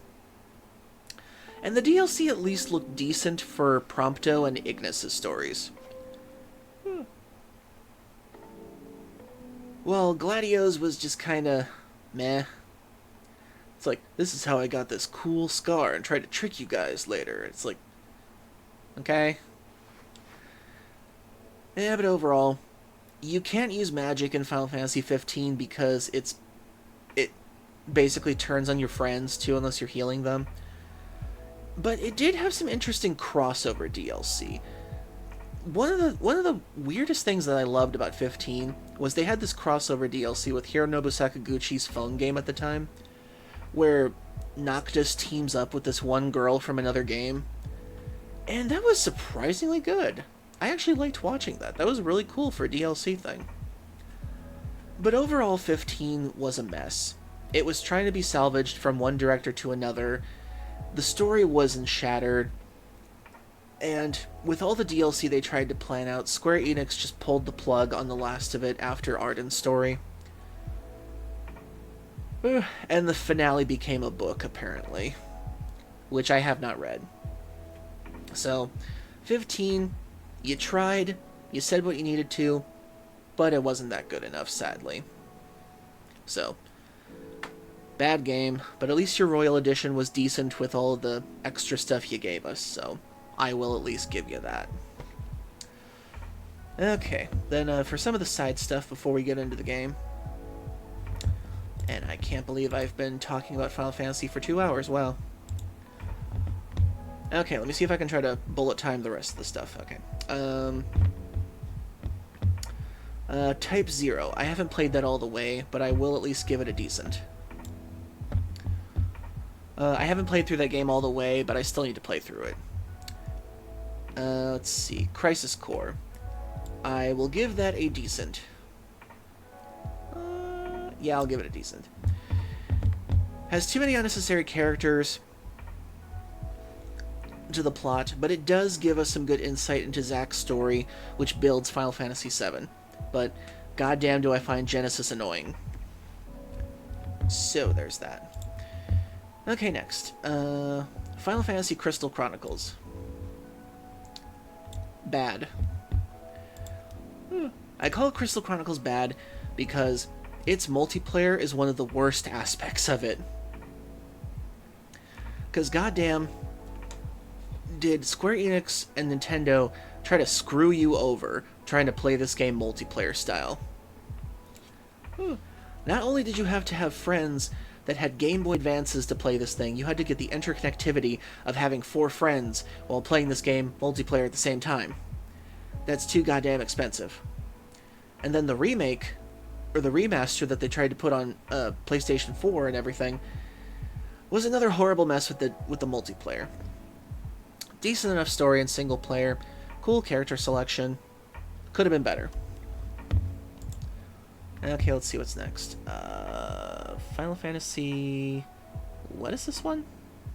It's like Dark something? I don't know. Can't remember. Final Fantasy My Life as King. Great sim. Great sim. Love it. Love it, love it, love it, love it. I really liked Final Fantasy My Life as King because it was a nice little sim game for my Wii. And the fact that it takes place after the original Crystal Chronicles game, and the fact that you play as a king, you try to build up the kingdom, you send out adventurers and everything. I wish they could do a remake of this. I do love it. I thought that was a cool little sim game for Final Fantasy back then. Okay, let's see what's next. Okay, I didn't play that one. I didn't play that one. Didn't play the Crystal Bearers. Dirge of Cerberus, I'm putting under bad. There was so many things wrong with that. The Final Fantasy crew trying to make a third-person shooter. It was okay. I enjoy the sim game. It was cute. I enjoyed it too. I love the sim game. I love My Life as King. It was a great game. It was a great little side expansion DLC for it. Dirge of Cerberus, didn't care for it. And trying to play that game with the control system was kind of weird. Okay, let's see what else. Dissidia. Here we go. Final Fantasy Dissidia. I am putting you under great. Woo. The first game where we get a crossover between all the main characters and all the main villains to fight in a fighting tournament. Wonderful. Love it. Love the story for it. First game, I'd say great. Maybe I should put it in decent at least. I'll put it in great. But Dissidia Duodecim, however, that, however, goes into... If I can... This goes into incredible. If you can get a game to make me like Lightning, you got a plus with me. The fact that they made Lightning likable in Dissidia Duodecim is a miracle. Wonderful mechanics, the expansion of the battle system. I love the open world map function in Dissidia Duodecim. I love to go back to it every now and then. Excuse me. Tragic story. And I love it overall. Dissidia NT. Terrible. Terrible, terrible, terrible, terrible. 3v3, and this game was only created to join the esports crowd. Awful. Okay, next. I never played Opera Omnia, never played Explorers, never played the bike game, never played the cell phone game. Final Fantasy Legend. Did I play that one? I don't think I did. Never played, never played, never played. Adventure.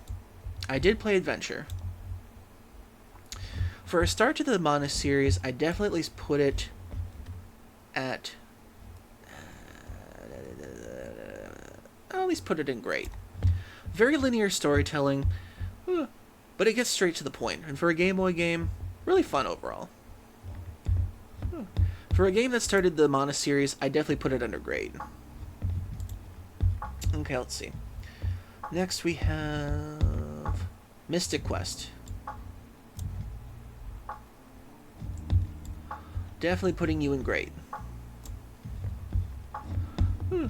For those of you who know me, I love Final Fantasy Mystic Quest. It's not a masterpiece or incredible by any means, but it's definitely a great game in the franchise. Taught me how to play video games, taught me how to play RPGs, has a great main character and side characters, and a decent enough story, and one of the best battle systems and use of weapons in a game for the Final Fantasy series. And Benjamin can jump. Let's see any of the other Final Fantasy characters do that. That's funny. Okay. Try to wrap this up real quick. Final Fantasy Tactics and Tactics War of the Lions. Let's see. that right there. That up there. Okay. I'm going to put Tactics under Great, but I'm going to put Lion War under Incredible. Now, Final Fantasy Tactics, the original, is definitely great. It has one of the best political stories in the franchise. Two warring factions vying for the crown, or at least guardianship of the crown. And it draws in the entire continent of Ivalice into the turmoil, after they had just gotten done with the 50-Year War. It has one of the most tragic side character stories I've ever seen for a video game. I'm free from jail. Dekus made me go to timeout. I couldn't fathom why. You know why. And congratulations, Andy. You were the very first person on this channel that ever got a timeout.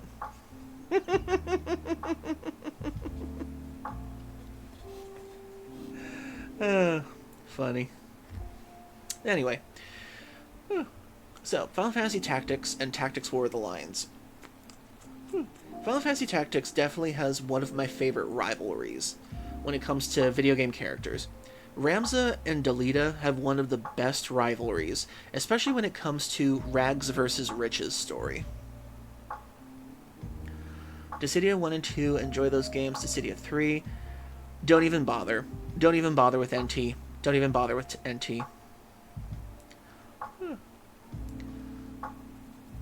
NT was a terrible game. Terrible design, terrible 3v3 combat, terrible setup with its story and everything. Just don't even play it.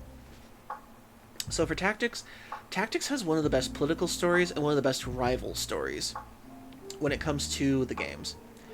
But the reason why I put Tactics PlayStation 1 version under Great is because it has a couple of limitations to it. And then when it comes to the Lion War, it does have a lot more improvements, and it does have extra voiced cutscenes, which I really love, and it's got some extra character quests, too.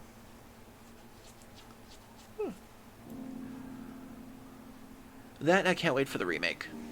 So, hopefully the remake will be really good. That, I put Tactics up in, like, my top 5, pretty much. Okay, really quick. Next one's. Final Fantasy Tactics Advance. Definitely going to put this one under...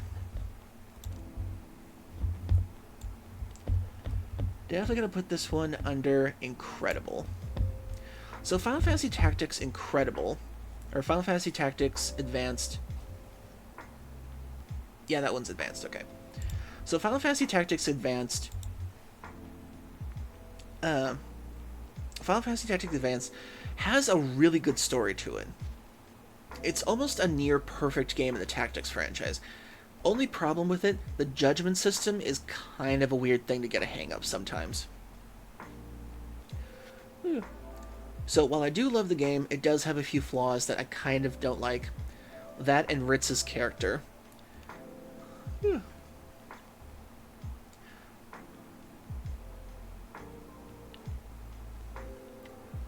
When they made it, they made the classes broken, with Dark Knight being accessible, which made the other classes look cheap. It had balancing issues. Yeah, the balancing issues were a bit much with Lions. That and its loading times kind of too were kind of iffy with the special attacks.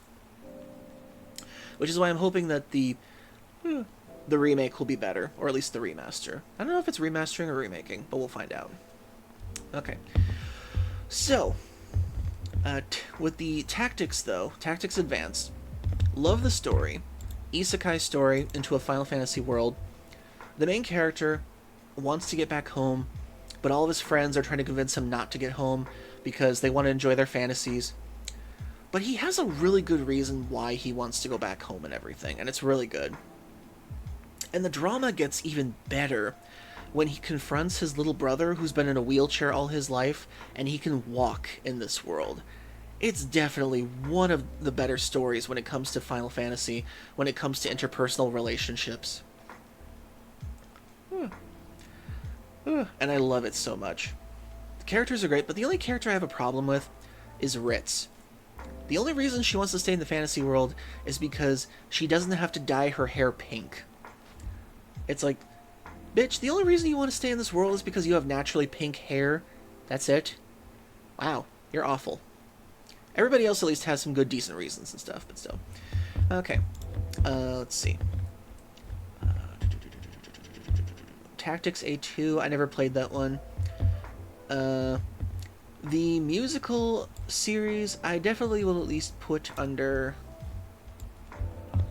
I'll put it under decent. It's a fun little series of games, but the latest one, I kind of hate how they set the latest one up. Theater Rhythm. Okay, let's see. Next, Final Fantasy, World of Final Fantasy. I have to put this under great, as well as its other thing. Let's see. World of Final Fantasy, great. Love it. It's got some issues, but I do like its little chibi style and everything, and the little Pokemon-esque battles for it. I still have to finish it one day.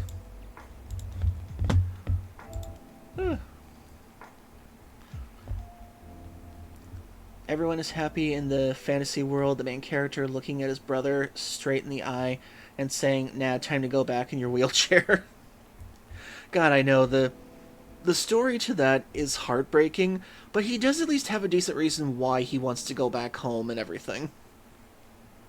It's a really touching moment between the two brothers, and I really love it. Okay, let's see. I didn't finish all of Bravely Default or play this one.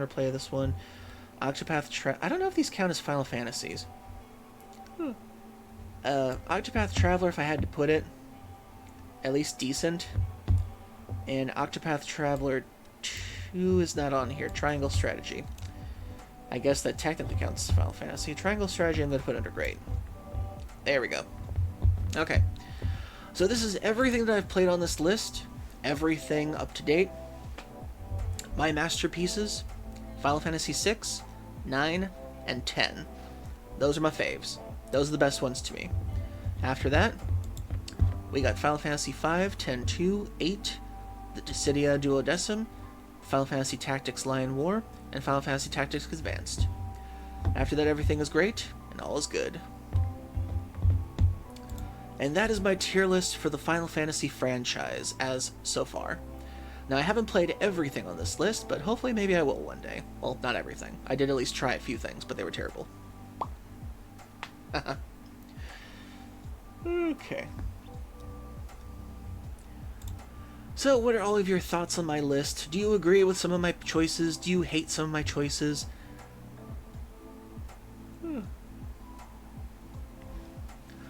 What do you think?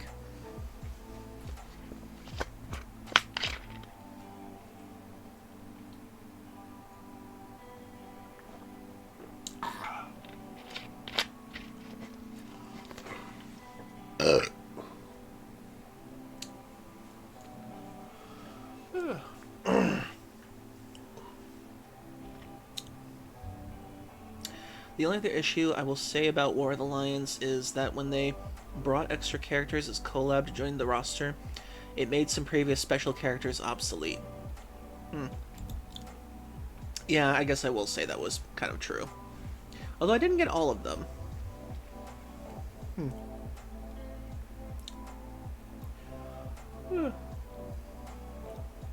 But I will say, though, I kind of wish I hadn't gotten all of the special side characters, because, well, I did enjoy a lot of them. I kind of felt like some of the characters that you got along the way either felt a little bit unneeded or weird. Like, for example, I always kept Agrias with me in Mustadio, because those two had some really good moves on them and everything. Even though technically Mustadio could be replaced with a merchant later, if you got them a gun.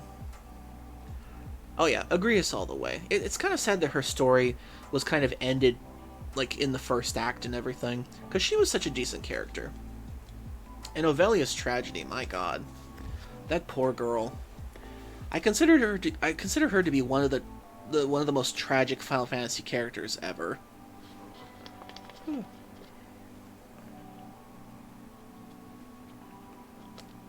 poor girl. She gets stuck in a monastery as a substitute princess for all of her life. And then in the end, Delita kills her and takes the crown from her.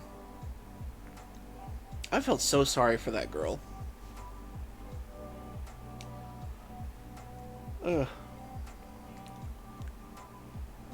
And the reason why I call her the most tragic Final Fantasy character is because she didn't get to live her life at all, the poor thing. She got plucked from birth to be a substitute. She spent all of her life going from monastery to monastery, living in isolation, never getting friends, never having a life of her own, and then she gets axed off at the end. I feel so sorry for that girl. She did not deserve all that.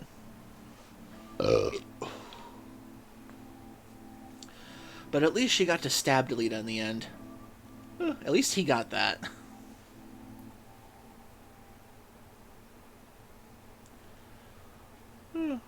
Okay. So that's my tier list.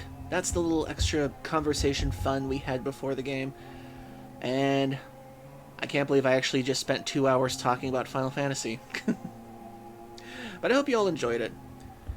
For as weird as it was. Okay then. And now that that's happened... Okay, let's see. What time do I have on my thing right now? Let's see. Okay, turn off the window capture. I should probably put the ad break in so that... And I got jailed for such a minor saying. Never repeat that. I will time you out again. I swear I will do it.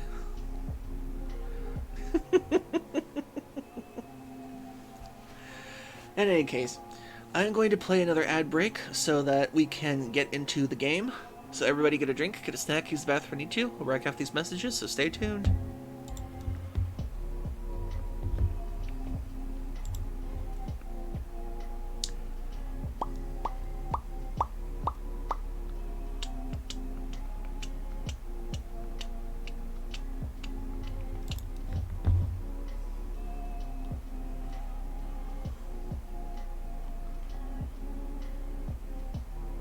Oh, dang, I pressed the wrong button.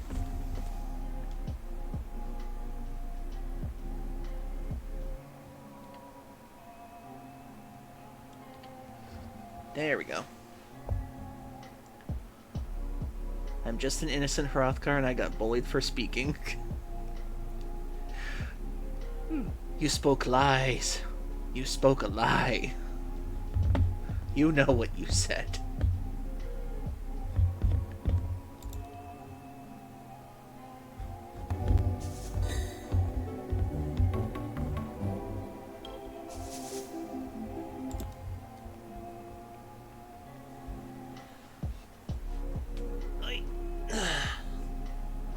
Stretch.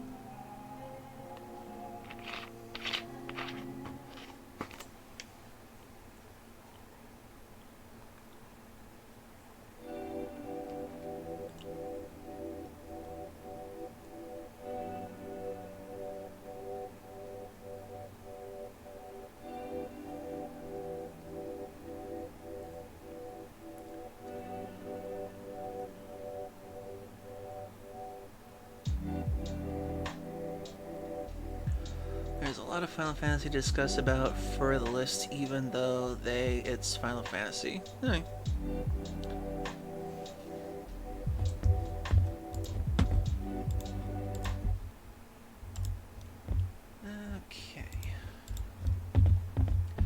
Okay, now we're back.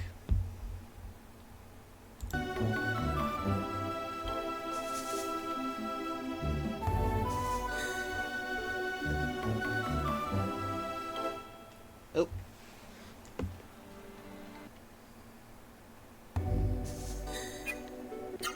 There we go. And now we're finally into Legend of Legaia. While it is not Final Fantasy, it is definitely one of my favorite JRPGs for the PlayStation 1.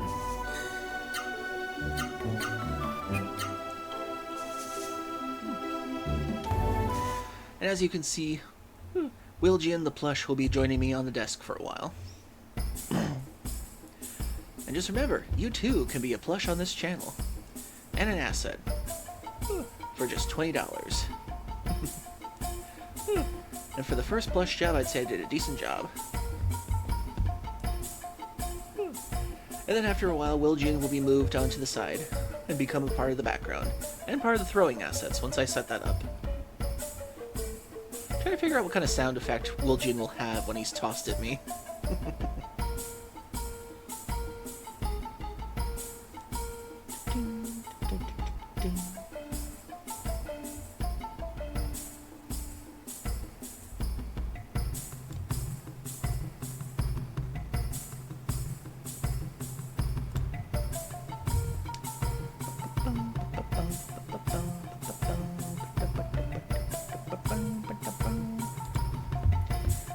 Just take a look at him. This could be you on screen. Giant plush. I'll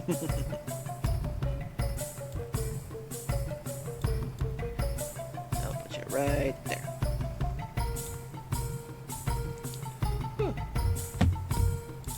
Okay, so last time on Legend of Legaia, we had just reached the Soul Tower, which apparently was once a paradise for people, but being locked in here for 10 years with just dangling above the mist, they have been getting bored after 10 years of debauchery.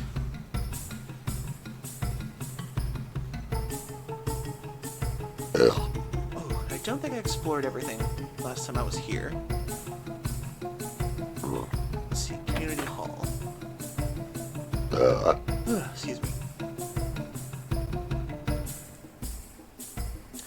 Gaza sometimes stop here after he returns from the lower levels. Mar, is that you? No, of course not. Sorry, I thought you were the young lady that was someone I knew once. Mar was one of Gaza's grandkids. Do you want to hear that story? Okay. I love hearing tragic backstories. Gaza had a son named Theodore and 2 grandkids, Mar and Beld. One day in the mist, in the lower levels of Sol right before Gaza's eyes, the Sarah monsters killed Gaza's son and grandkids. That's what made Gaza run mad. All he had left was his sword. His only reason for living was to kill Sarah monsters and perfect his swordsmanship. I told him that Sarah he kills may have been human ones, that he may be killing his own friends and townspeople, but he wouldn't listen. The mist is the real villain. Gaza vowed to himself and his sword to kill the Sarah and perfect his swordsmanship. What'll be really frightening is when the mist disappears. When the mist disappears from Sol, the Sarah will disappear. When that happens, Gaza will lose his reason for living, and his spirit may die. But it's better than him going on a rampage, killing people that we could potentially save, right? That Gaza was a sad fellow. He used to be so dedicated. Now his heart is dead.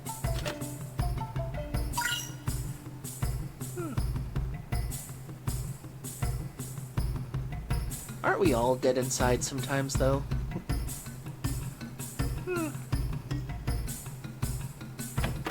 The Soul Cafe.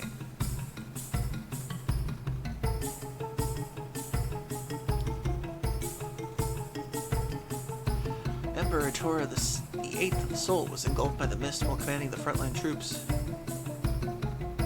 I collected Sarah samples from Urumai under the orders of Emperor Tora the 8th. Now I remember, I did hear about several years before the mist came from the floating castle. I heard that some strange mist had appeared in Concrum during the war with Sol, but thanks to the brave deeds of 3 strange travelers, that mist disappeared. I wonder if that mist in Concrum has anything to do with the mist today. Yeah, the Genesis tree. The deepest cavern under Sol is the Warrior's Square. There was a Genesis tree there, but they say the Genesis tree is gone now. Because of the war, the arms dealer downstairs is a better selection than they do upstairs. I heard from a girl who works at the cafe that a young Soren man had a tragic love affair in Buma before the mist came.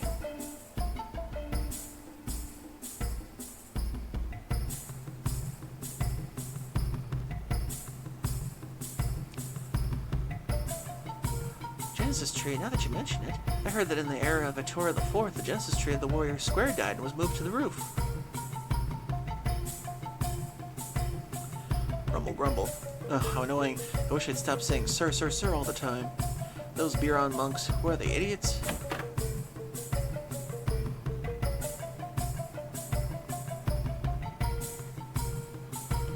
Oh.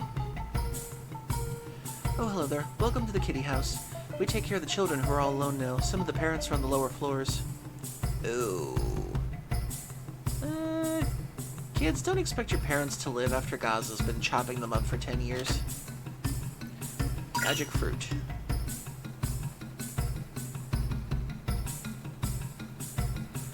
Kara. She always brings us lots of presents. Do you know Kara? Yes.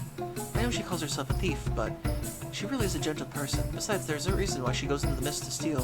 One of them is to pay the operating expenses here. Another reason? Oh, I don't know if I should tell you this, but Kara said that she steals so that she won't regret the love she had.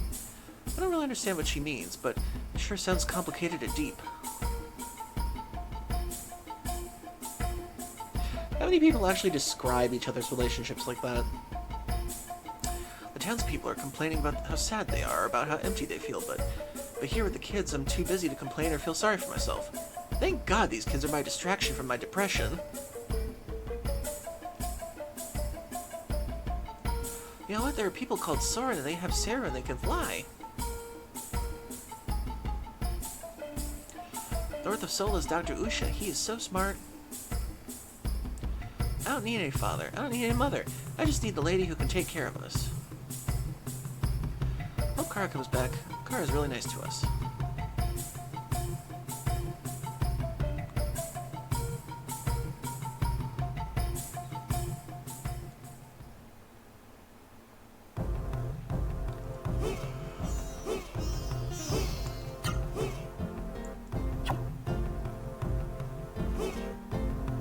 There are a lot of safe spots in this tower. I forgot about that.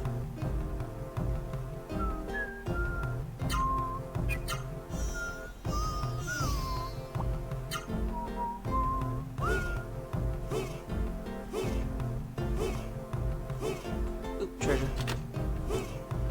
Power elixir. Nice.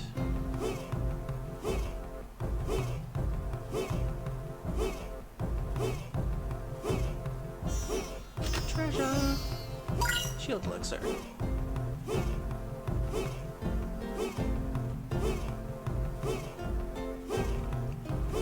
Hello, are you searching for arts? Yes. Just as I thought. Before the mist, we wrote a book on secrets of many powerful arts, but I left it at one of the lower floors. The book's title? Please don't ask. It's too embarrassing. Okay.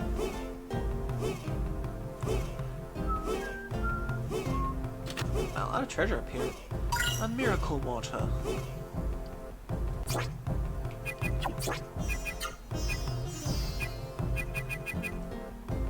Power water, attack +4.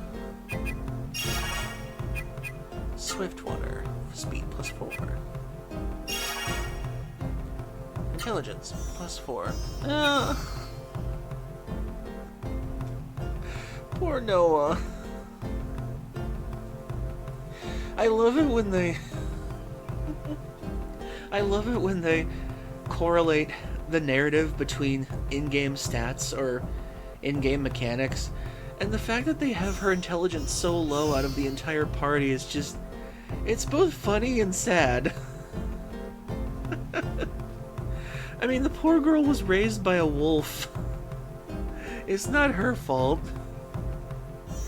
But then again, she did kick a guy in the face for being called a pimp, so... God. I should go back and clip that. Just Noah looking at you with innocent eyes going, Vaughn, what's a pimp?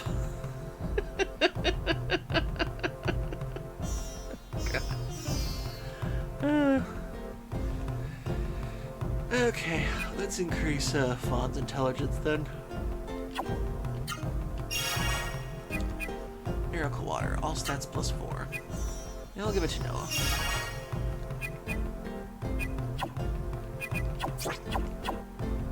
Okay, I'm gonna save again just in case. So I have to do all that all over again.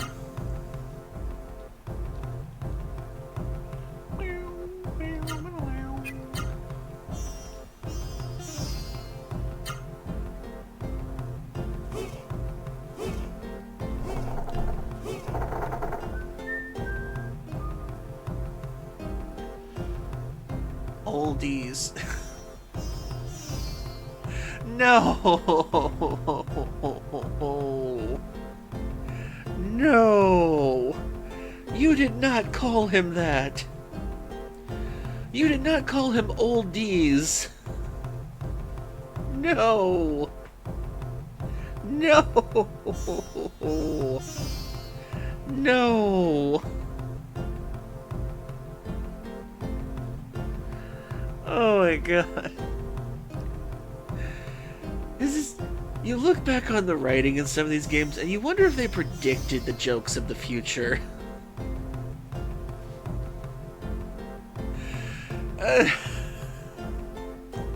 Stop! This is the Holy Temple of Biran. None but the followers of Biran may enter.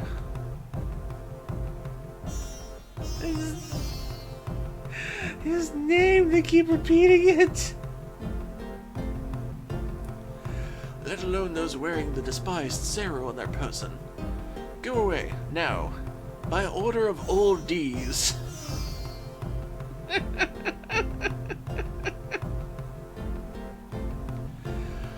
Old Master D's. Wait, please wait a moment. I am Gala. I embraced Biran and studied under Master Zopu. Please listen to what we have to say, please. Zopu? So you speak the name of Zopu. He certainly is a Biran. But... please forgive my impertinence.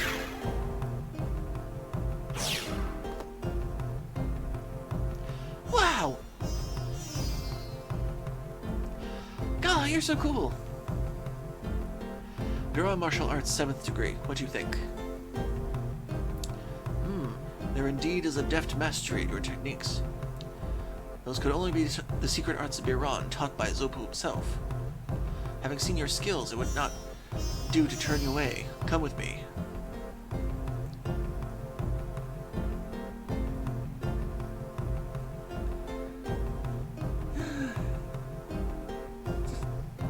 I can't stop laughing when I see his name now.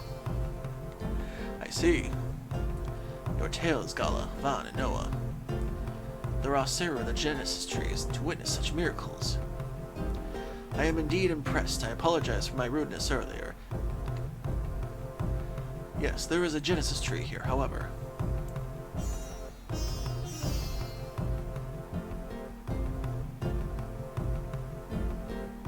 See for yourselves. This is the temple's Genesis tree. Hey Vaughn, that's only a... That's... a seedling. This tiny, frail-looking Genesis tree is going to help us? Correct. This is a Genesis tree seedling. That is what we call it. 100 years ago, the wilted Genesis tree of the underground warrior square was transplanted here, amazingly. It transformed itself into a seedling. The prophecy of the Holy Emperor Ator IV says that when the time is right, the Genesis tree in the warrior square under Soul will come back to life.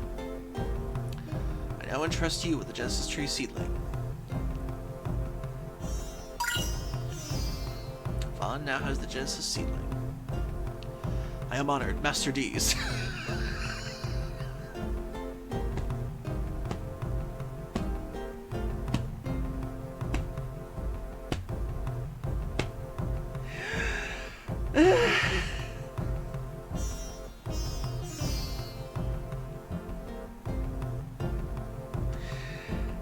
Okay.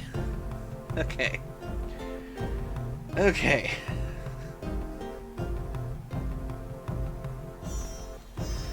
Okay.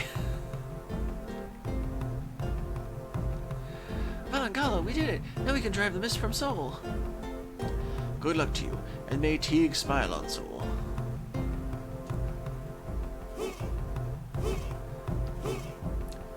Open Sage's Gate and go to the Warrior's Square. The Genesis Tree seedling should revive. Good luck, and may Teague smile on you.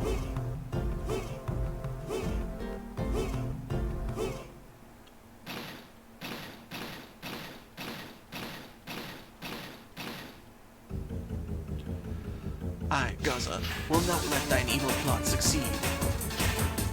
This I have vowed on my honor, and on the mighty astral sword. No one who would prevent me from keeping that vow shall be spared.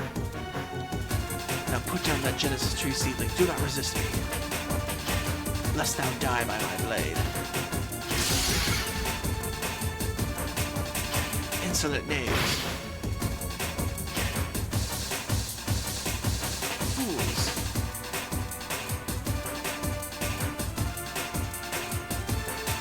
Fear not. That was just the back of my sword. I do not take the life without reason. I am Gaza. I bear thee no ill will, yet if thou dost seek to drive away the mist, and with it the Seru, then I would be forced to stop thy evil scheme by taking thy life. This guy is crazy. He's got cool armor design, but he's crazy. Now how dost thou reply? You're weird. I don't understand a word you're saying, but I can tell you're a weirdo. There's no reason for us to fight, Gaza. The awakening of the Genesis Tree and your vow. They are one and the same thing. That means you, old man, and we can share a common goal. There is no reason for us to fight. We are not sworn enemies. Misjudge me not. My vow is to live the way of the sword, that no more. The grounds where my sword holds the power of life and death is the demon's lair below. I exist to fight there. My sword was forged to slay the demons. I live for carnage. Power of life and death? Demon Slayer? Carnage? Ooh. I don't understand what that old man is saying at all. No, the gentleman seems to think that we revive the Genesis Tree and drive away the mist. Then he won't be able to practice his swordsmanship on the Sarah in the mist anymore. That's too weird. That's just too weird. There's something wrong with this old guy. The mist can twist people's minds with its very existence. In a final talk, let thine steel do thine talking.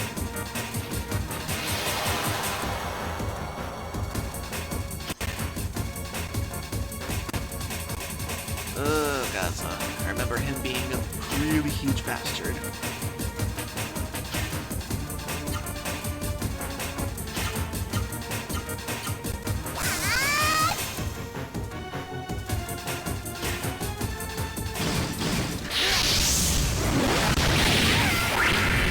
Jesus.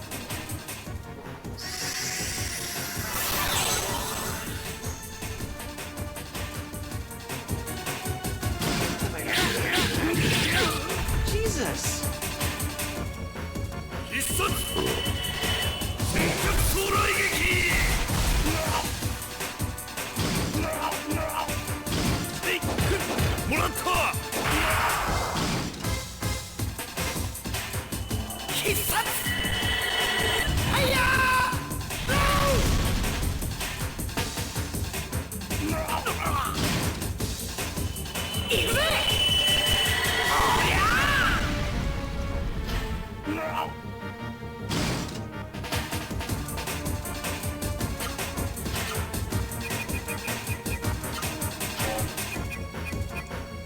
right, we have Spoon. I should probably use Orb.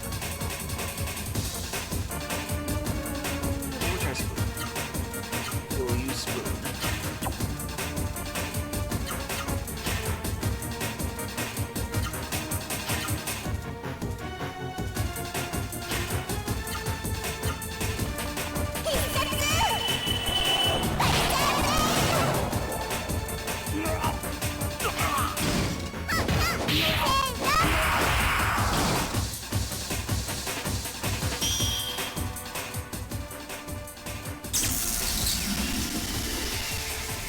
Spoon.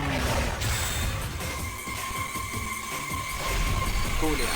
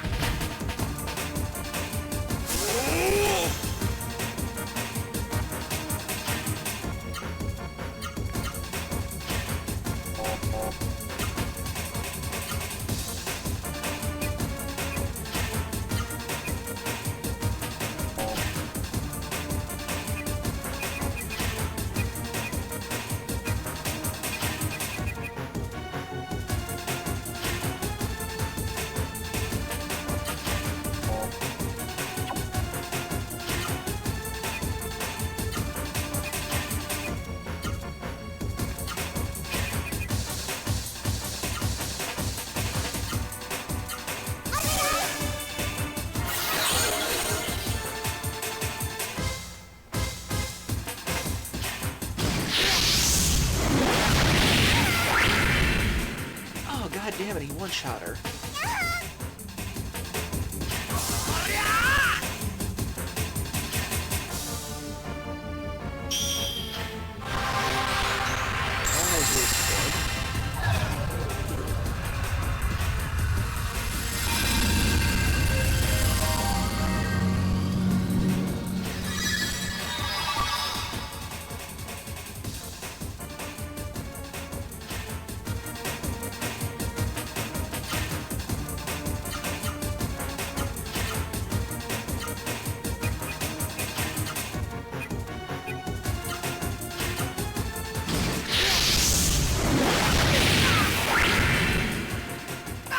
Okay, he's one-shotting me. I really need to do some upgrading.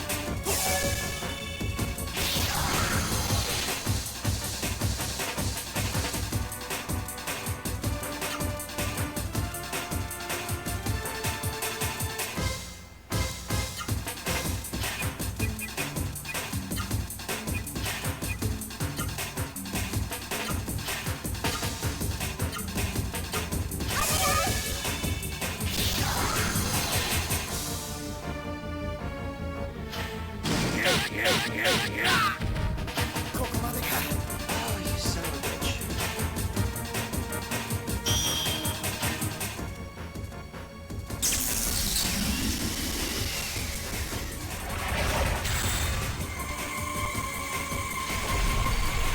I would pretty much just gotta die here. When these guys one-shotting me with just regular attacks, I really gotta get some better equipment.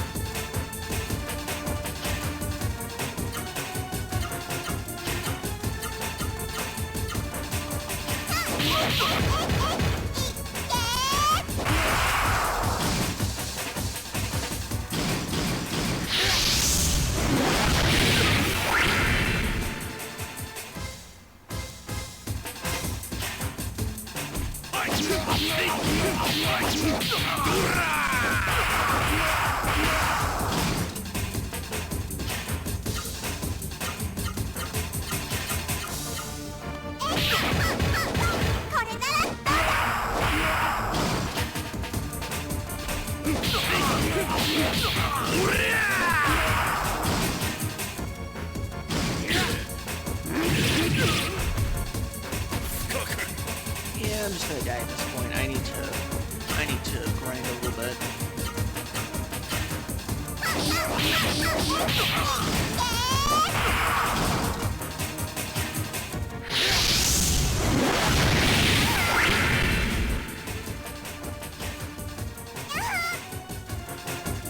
Sauce.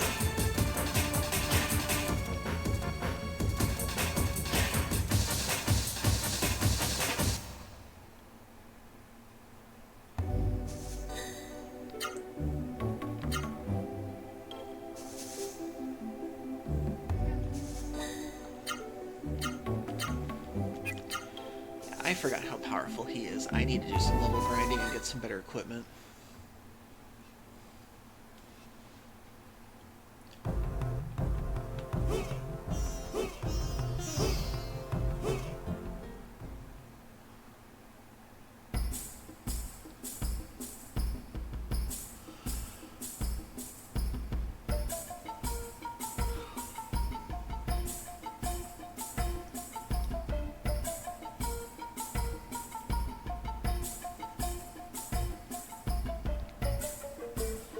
You're just a bunch of kids.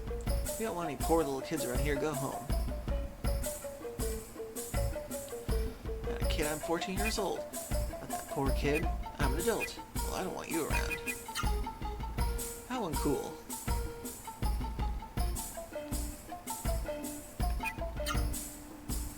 So you got money, huh? Well, this is our hangout. If you want any money, go inside and buy something.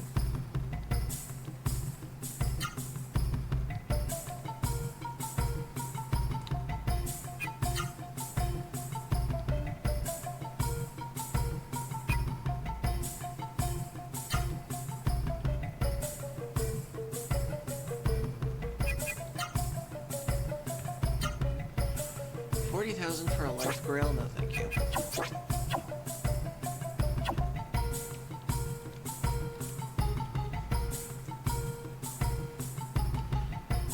Charging that much for that shit?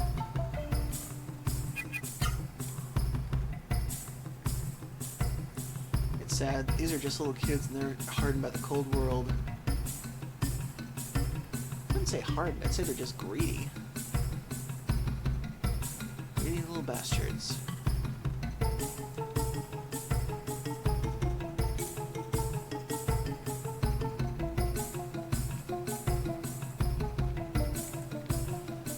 Okay, so what can I get?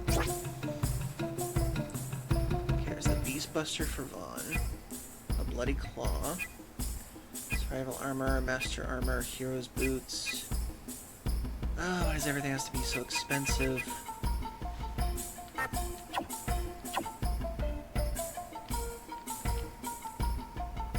Can I sell anything?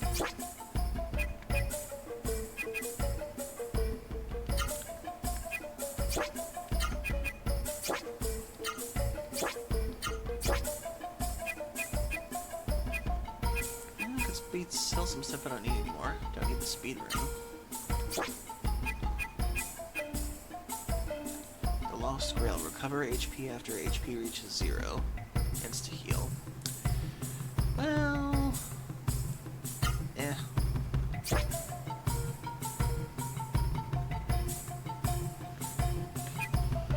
Okay, so I gotta level up a bit and I gotta buy some new stuff.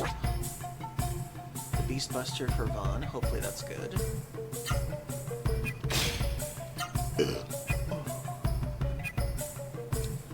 Survival Axe, Bloody Claw.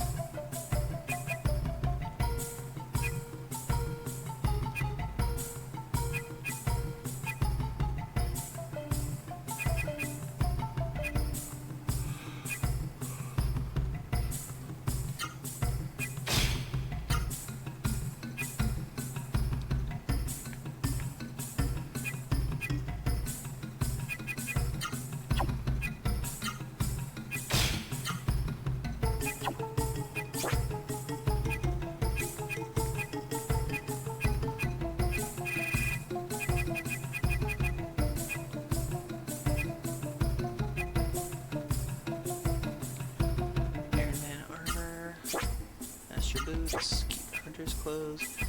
Probably give Gala the survival axe.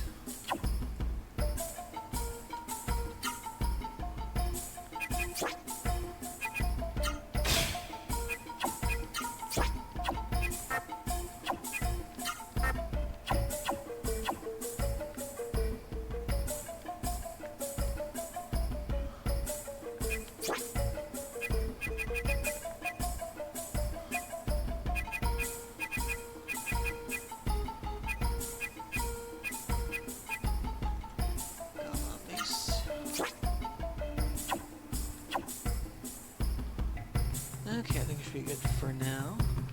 Then I gotta level up a bit.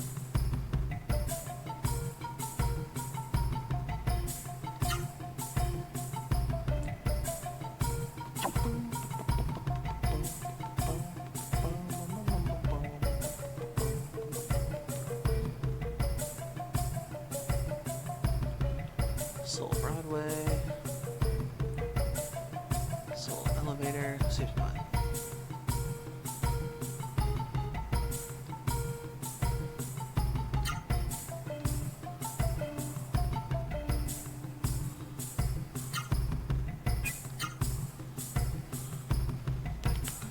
Stretch. I mean, I figured we'd probably be on Soul for the episode, but I don't want to spend too much time on grinding, but for Gaza it's needed.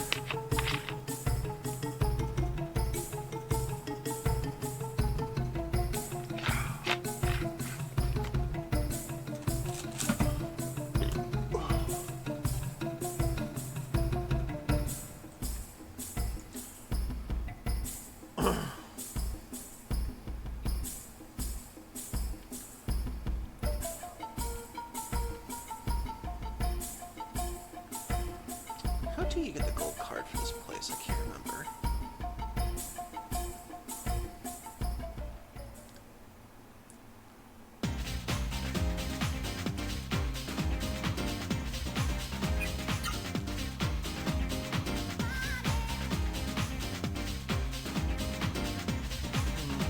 Maybe somebody has it in the bar.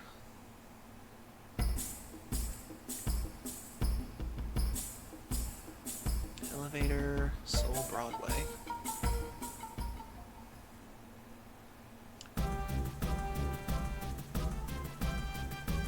You guys, don't tell me you want to come into the theater. Well, I guess you can do whatever you want. Some people are so different. Mission is 10G per person. There are 3 of you, so that's 30G altogether. Okay. Go on in. Hey folks, thanks for coming. Hi, I'm Solfar, and this is Solmar. And I'd like to say, I'm a soul man, get it? Soul man, soul man. Hey, stop joking around, you moron. Grumble, grumble.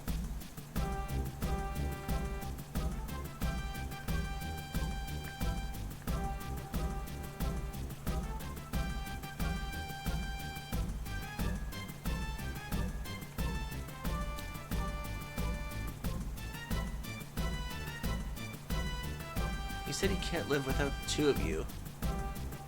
Is he talking about her boobs?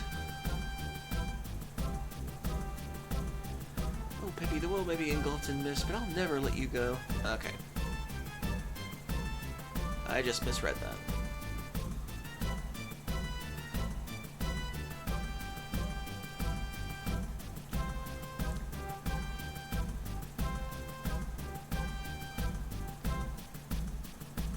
A long time ago, this theater was really popular and there were girls all over the place. I keep doing comedy because I don't have anything else to do, but really depressing. I want to hear the audience laugh but just once more before I die.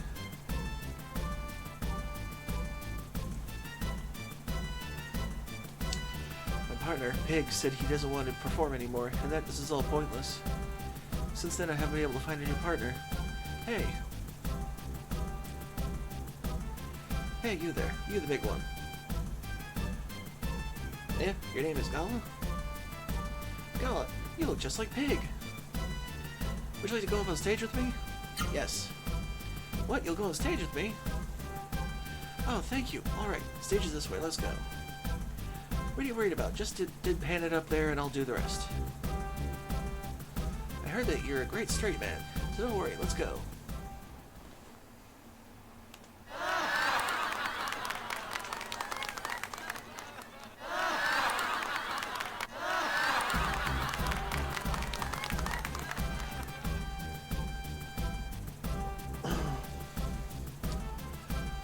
You're great, Gala. The audience has never applauded this much. What did he do? I forgot how wonderful it was to see people smiling and laughing. No, it's not what you think. Come on, Noah, don't get the wrong idea. I was just having a serious conversation. Hey, Siggy Wiggy. Hope you're doing well. Thank you for the hug. And if you'll notice, I have some company on my desk. I am now offering new YCH plushes for the channel.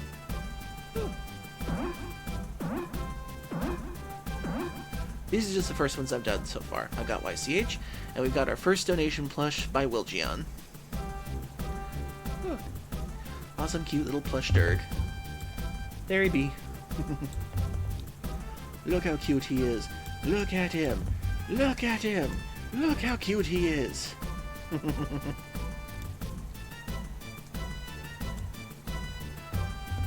Okay. I'm also trying to work on some more variety too. Like Puff Puff plushes and all sorts of stuff. So let me give you a shout out while you're here. Shout out.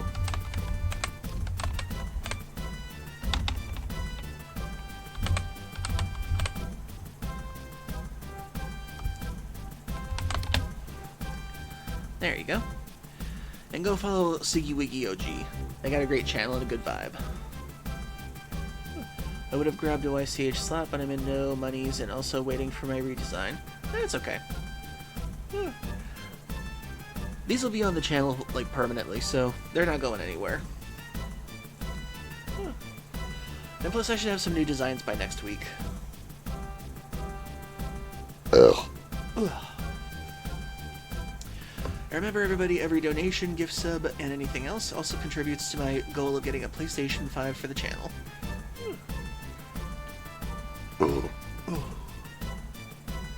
Even if a Biron warrior monk did perform in a comedy show. No, I mean, the rules of Biron forbid laughter. So even if I was a master Biron, I mean, I could never... Hey! Gala, what's wrong? Your act was just great. So what's the matter now? That line wasn't very funny. Wow, you're great, Gala. You're not just strong, you're funny, too. I want to see all the people... I want to go see all the people laughing. I'll be in a minute. Wait, Noah! Bon, stop. Stop looking at me like that. I'm supposed to be the serious character. It's just that, you know... Oh well, that Noah went on by herself. I guess we should follow her.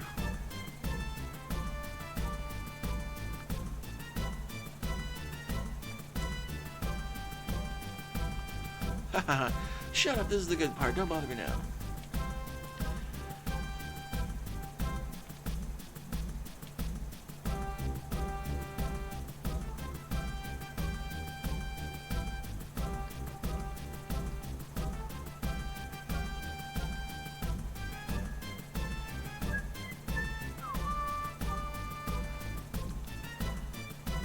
The show has started. I can't let anyone who has the performance pass.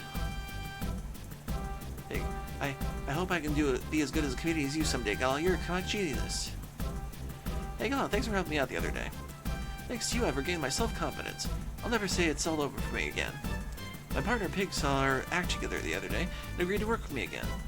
Pig says he's done some soul-searching, and I know it's not fair to you, but Pig and I have decided to work as a team again. Thank you, Gala. I have to thank you for everything.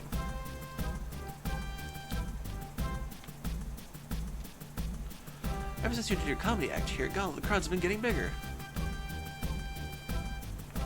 Doesn't one of you give me a gold card? Or did that happen and I wasn't looking? Nope, okay.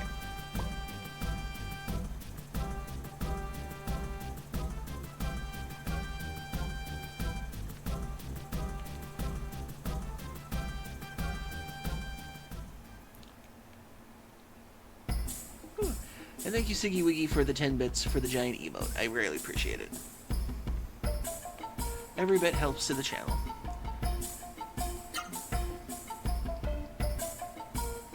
Let's see, that's the elevator, dance club, muscle dome.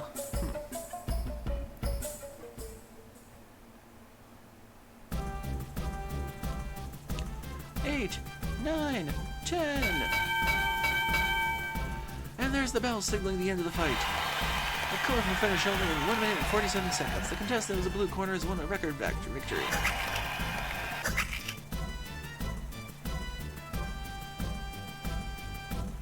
Ooh, casino. You don't have any tokens on you. Okay. Welcome to Muscle Paradise. This is the sign-up zone for the Coliseum Zone.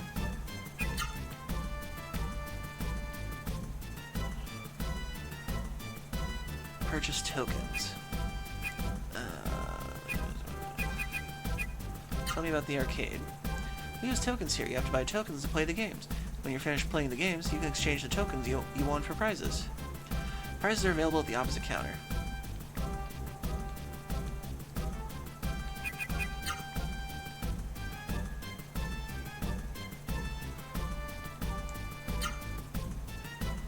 What have you got?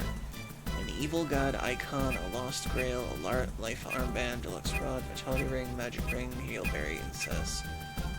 Ooh, fury boost. Oh, the gold card. You can get it for 50 bucks. Cool. I must get the gold card. We must dance.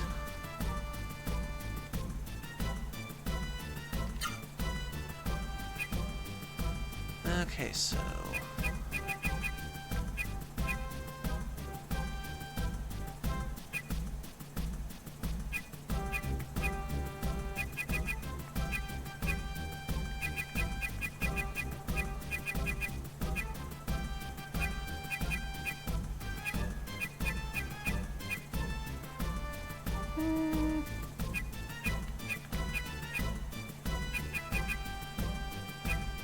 I'll just get this much.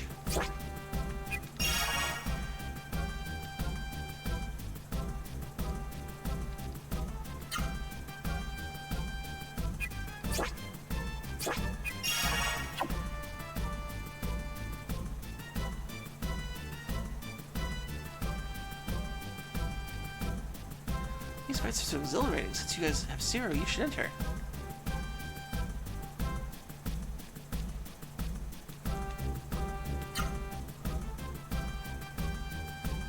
Fee for registering is 100 tokens. Jesus.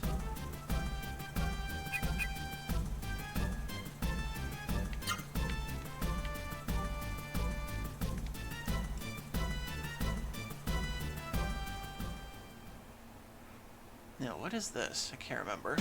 Bog Fighter! Dumb fighter.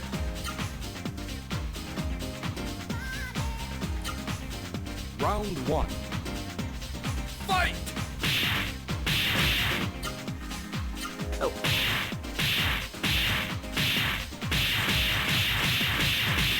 You win! Round 2. Fight! Perfect! Okay, that was easy. I got 2 coins. Next stage. Round 1. Fight! You win! Okay, there's not much to this game. Round 2. Fight! You win!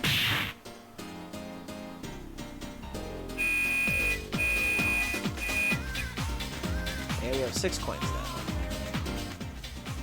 Next stage. Round 1. Fight!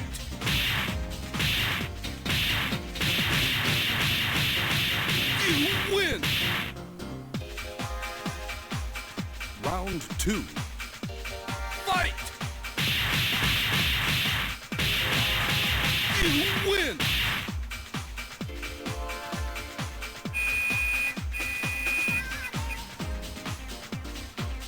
Okay, 12 coins.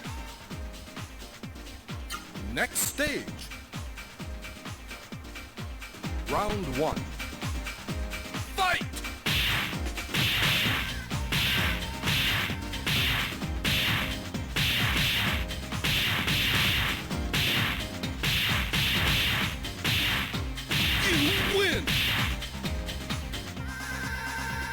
Round 2.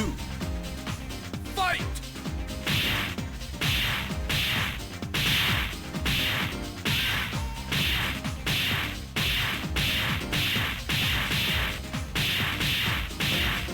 You win! Okay, so I guess it's a pattern after a while? Can't tell if it's random or if it's a pattern. Next stage. Round 1. Fight!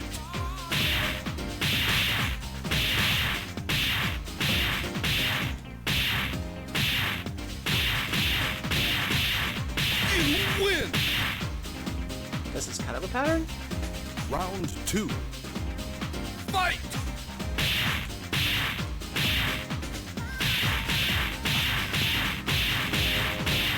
You win!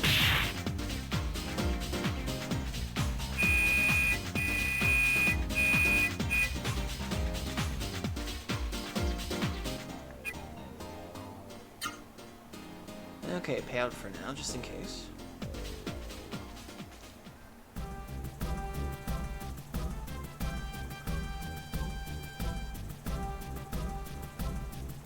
Shucks, that song you bastard came out when I was doing good. What?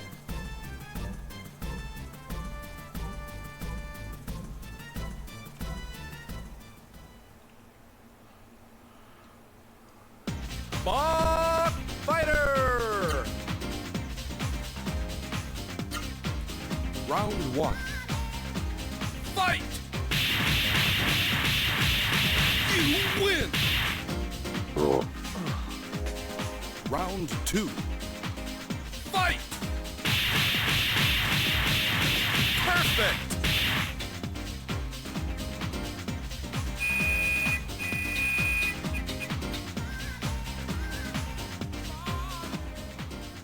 Next stage. Round 1. Fight! Perfect!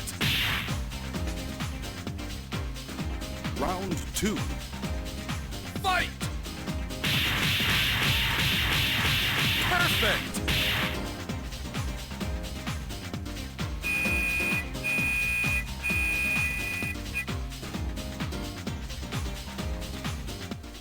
Next stage.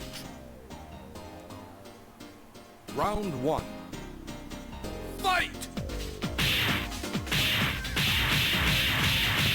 You win! Round 2. Fight! You win!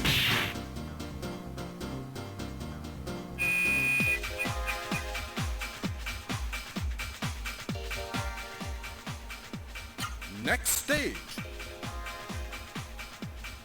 Round 1. Fight!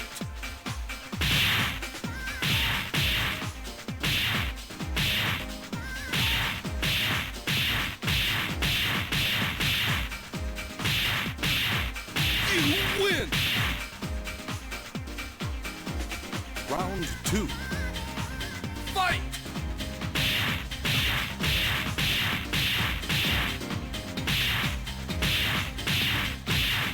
You win!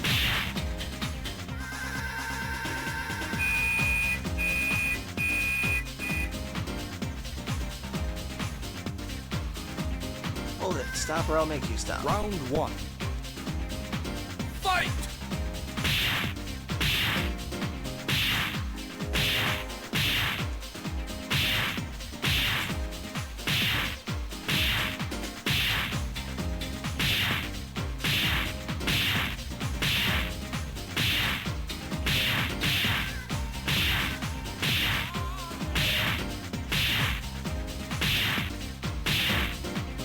You lose. Round 2. Fight!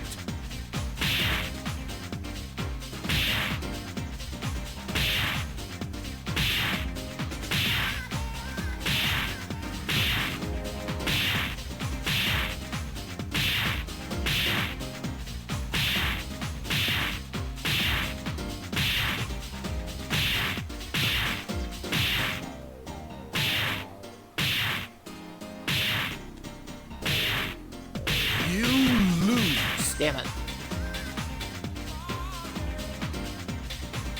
Game Lose all the over. coins.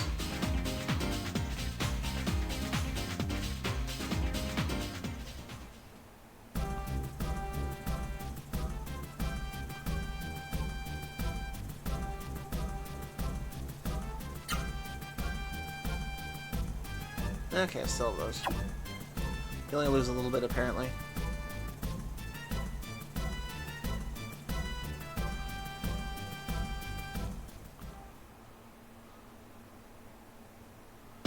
Bob!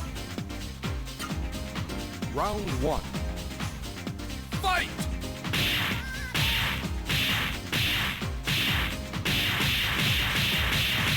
You win! Round 2. Fight! You win!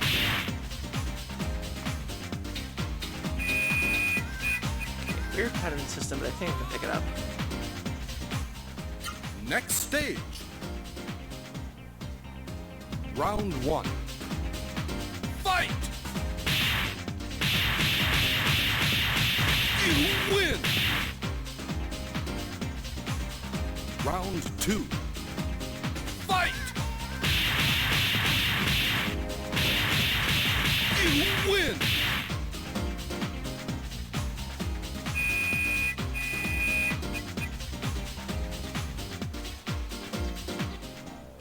Next stage. Round 1. Fight!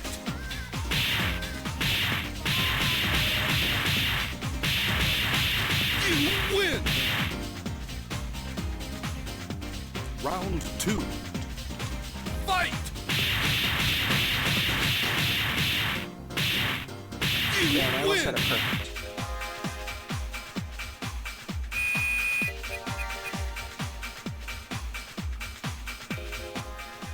Next stage. Round 1. Fight!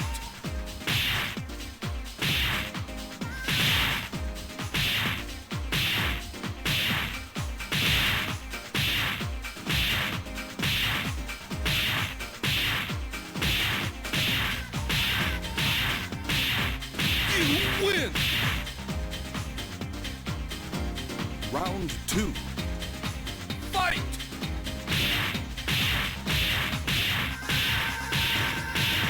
Perfect!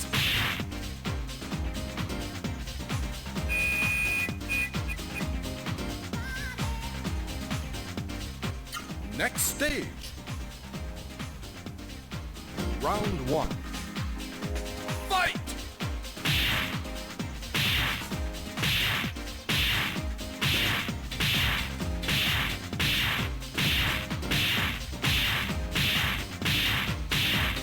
You win!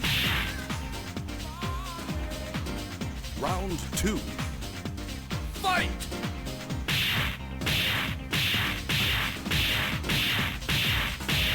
Perfect! Okay, you're good.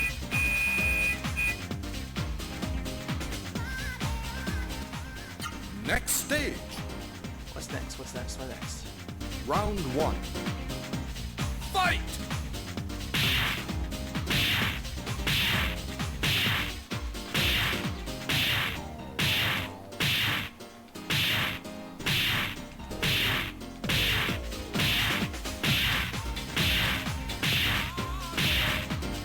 You win!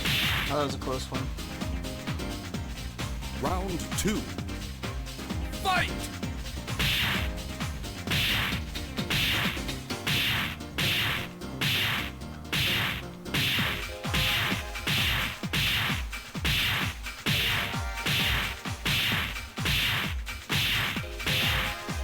You lose. Damn it. Round 3. Fight!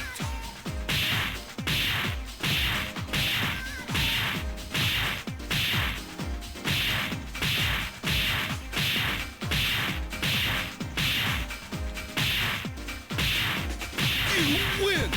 Oh, that was close.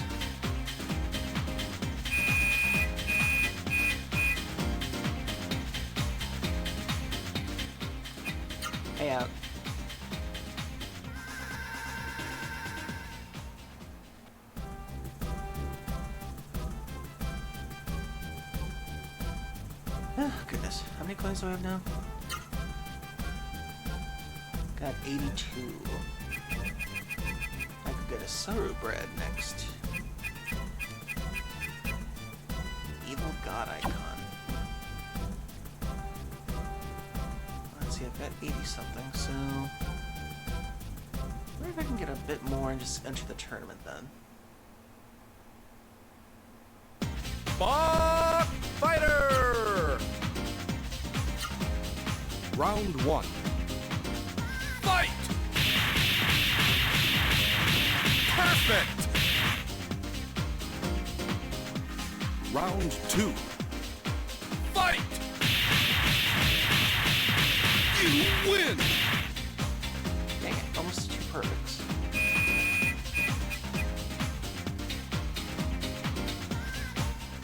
Next stage. Round 1. Fight!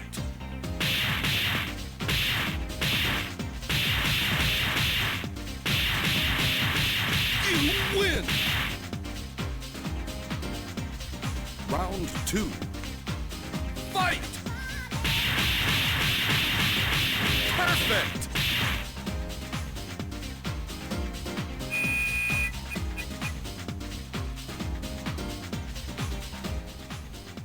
Next stage. Round 1. Fight!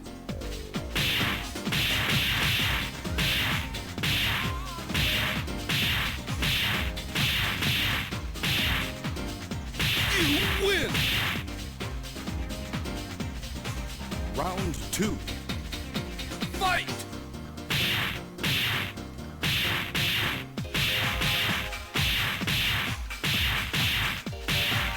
You win!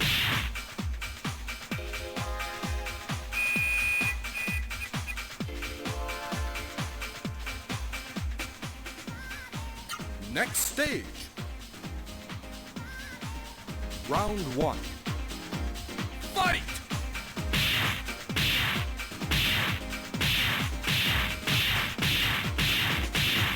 You win! Round 2. Fight! Perfect! Nice.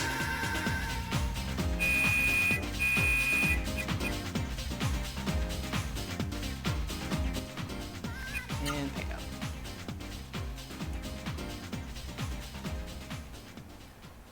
Okay, before I participate in the tournament, I am going to save.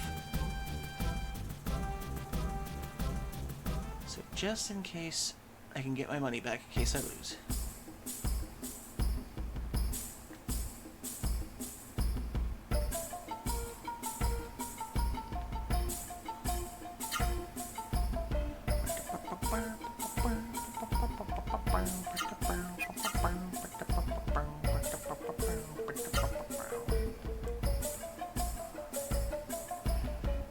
In order to face off with gods, I'm probably going to have to get a lot higher level. Once we have the gold card, let's go to my favorite place.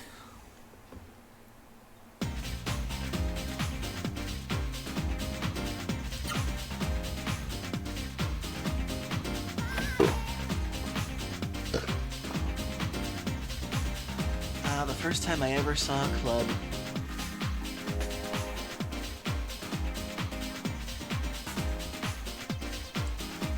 Mist. That doesn't matter here, don't even worry about it. It's not the bad kind of mist, it's the good kind of mist. This place used to be packed with young, beautiful people. That's been the same crowd for 10 years, man, you know what I mean?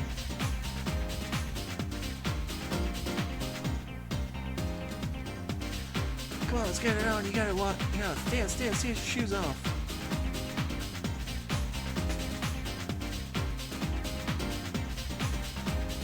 Welcome everybody, sign up for the dance contest over here. Sign up fee is 500G. Not yet.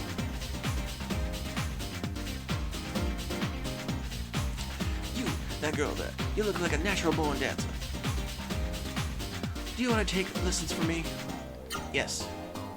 Good, that's the spirit. Now just do what I do and dance.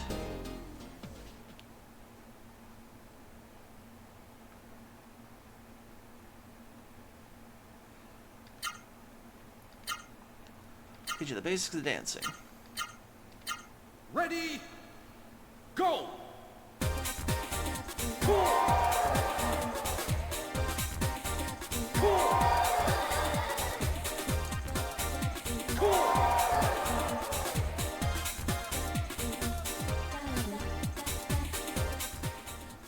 Dance well, the level rises automatically. You can try more dance steps. Press the triangle button simultaneously with the last command, but you can only use it 3 times. Press circle or circle and square buttons and triangle buttons simultaneously for a groovy move. You only get to do that 3 times. Okay, now let's use the triangle button. Ready, go!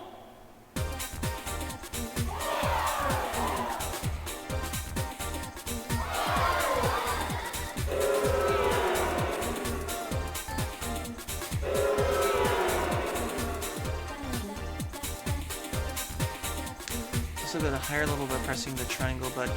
Oh crap, I forgot, that's right, the button thing on here is weird.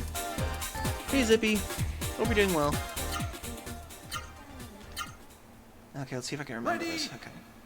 Go!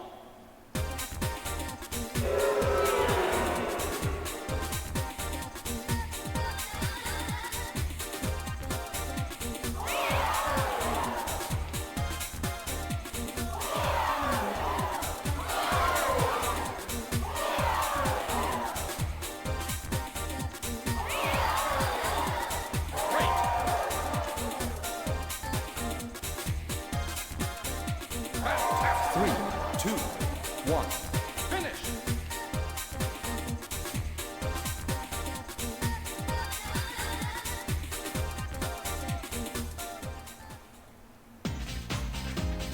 Well, I'm sorry if you're feeling sick, Zippy. I'm doing it pretty okay. We were actually doing a tier list earlier for my Final Fantasy favorites. And I accidentally went on for 2 hours talking about it before we got to the game. I admire your effort, but the effort isn't enough. Dance is all about rhythm and style. To show style, press triangle button. You have to work at it.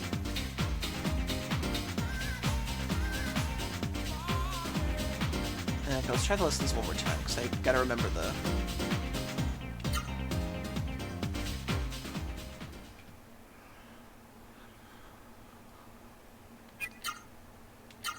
Ready, go! Nope.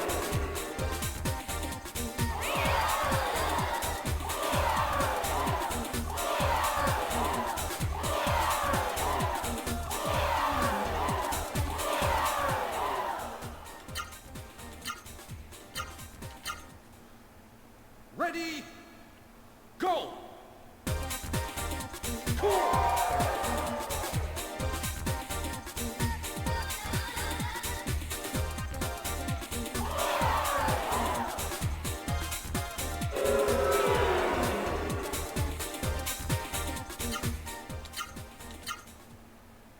Ready, go!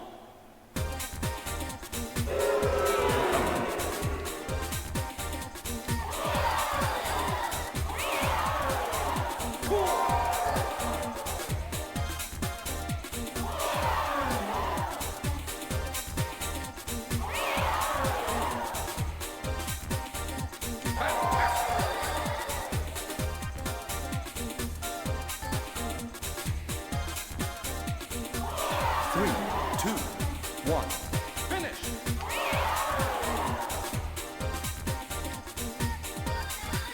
Okay, I think I got the button remembrance now. Because on the controller I'm using, it's actually like rotated 90 degrees, like 45 degrees to the left.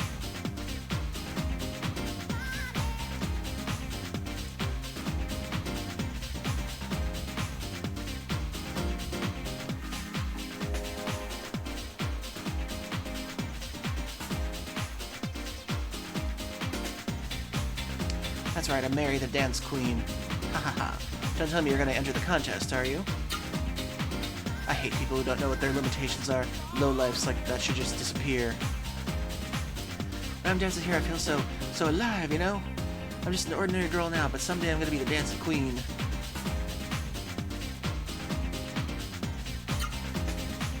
Farewell, this young lady here, Miss Noah. Go ahead and I'll sign you up. There are lots of talented dancers here today. Who will be the new Dance Queen of Soul? Now let's start with the preliminaries for the world-famous Soul Dance Contest. Whoever wins the tough preliminary gets to compete with Queen Mary for the title. The judges are ready. When the music starts, start dancing your hearts out. Ready, go!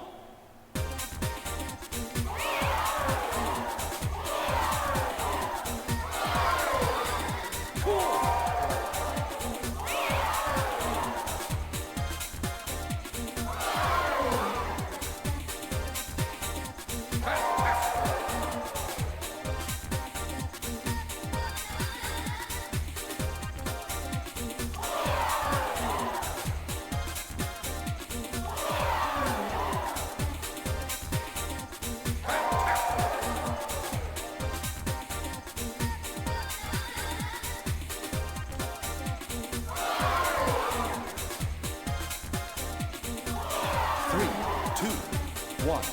Finish!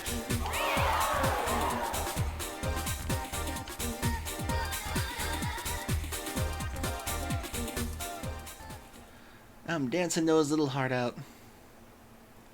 Contestants, you all danced superbly. Thank you, everyone.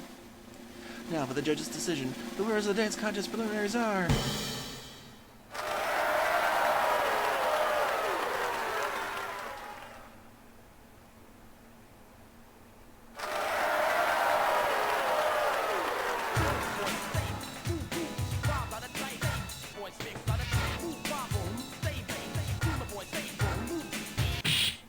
Damn! She literally bitch slapped Noah out of the way.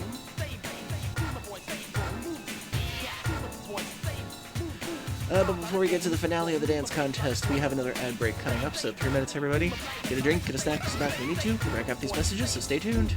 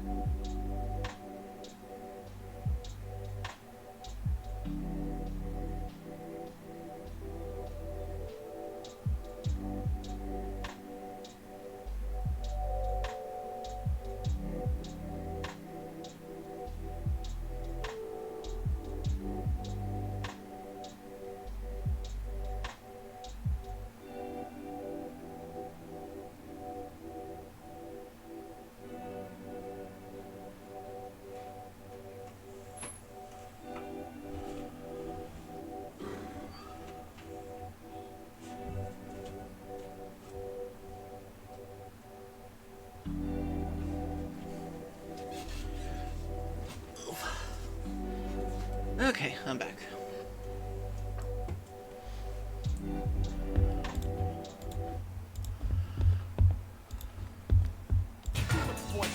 There we go. I'm doing pretty good, Zippy. And I think you've already seen that we've actually gotten our very first donation plush on the channel, thanks to Will GN.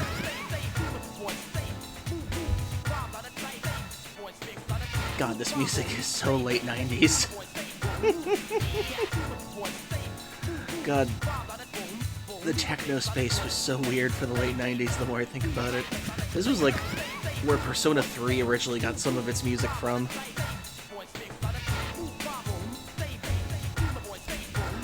I think technically this would be like the beginning of hyperpop, if I remember correctly.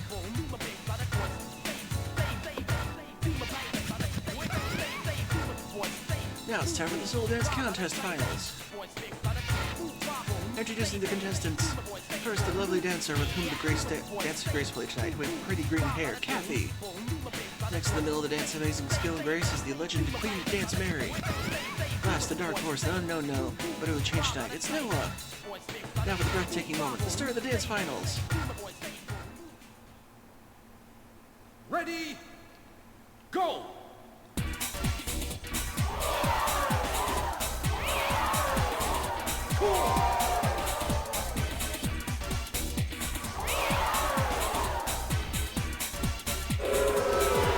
Oh crap, wrong one.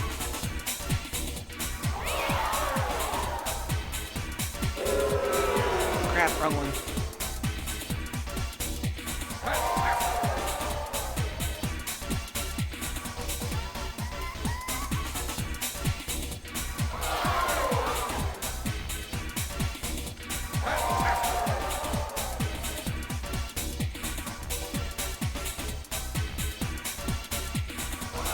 Three, two, one, finish! Crap, I lost.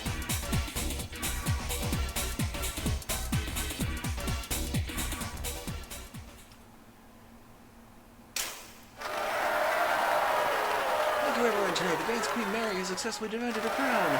How long can she remain undefeated? This concludes today's live coverage of the Hot event. No, no!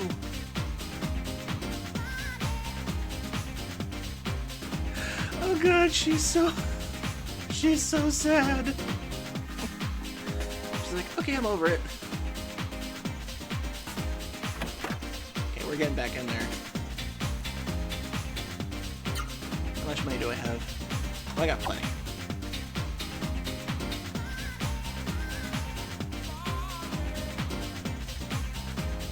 Yeah, we're doing this again. We're not leaving till Noah's the dance queen. Okay, Zippy. Hope you feel well. Sorry you're sick.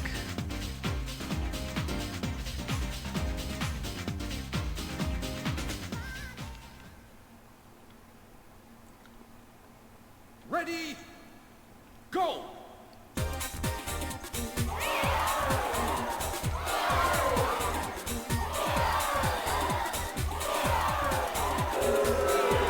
Dang it, I did the wrong thing again.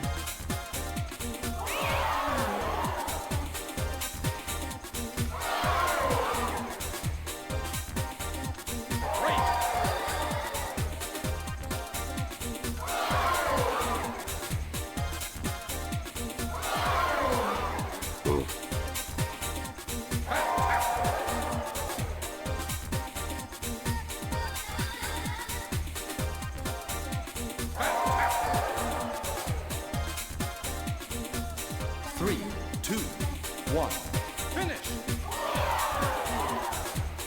What? How'd the girl on the left get 460? Damn. Well, I did screw up once.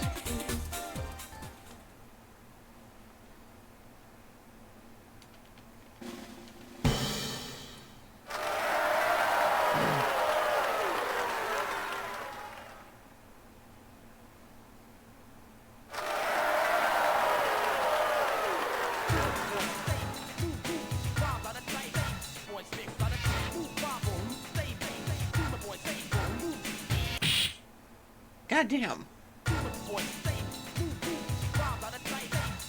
Okay, you're going down, bitch.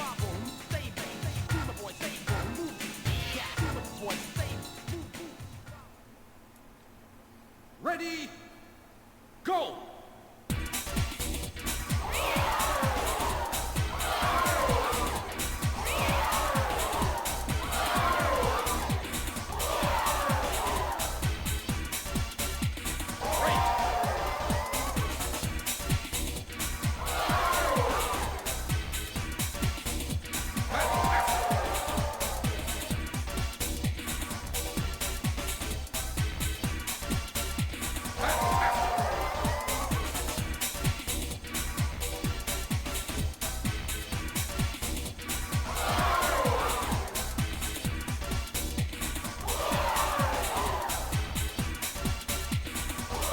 Three, two, one, finish!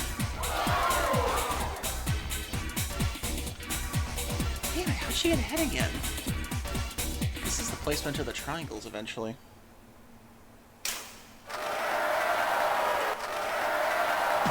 Ah, damn it again.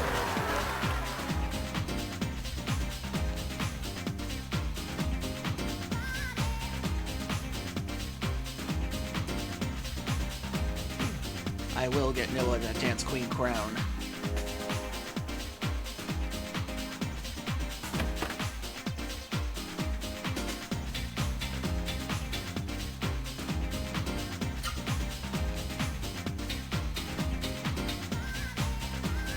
Just gotta figure out the timing on when I should use the triangles. So I know that they give you a big boost. Ready, go!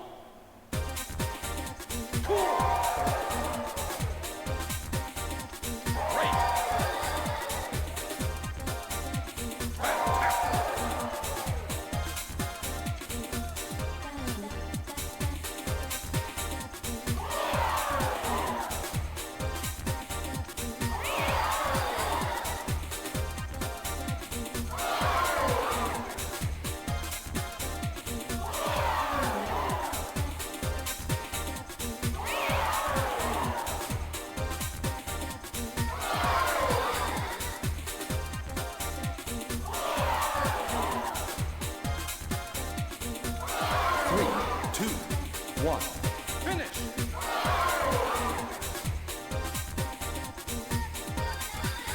Okay, just blow all the triangles in the beginning and get through it. That's what I'm getting.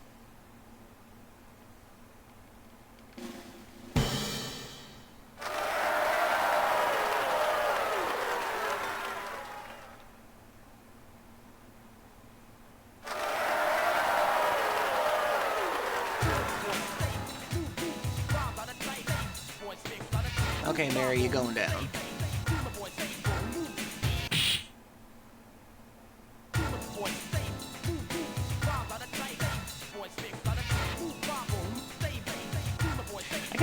I gotta do like an emote of her little anger dance. It's so cute when Noah does that. Okay, get all the triangles done and just go through it. Ready, go!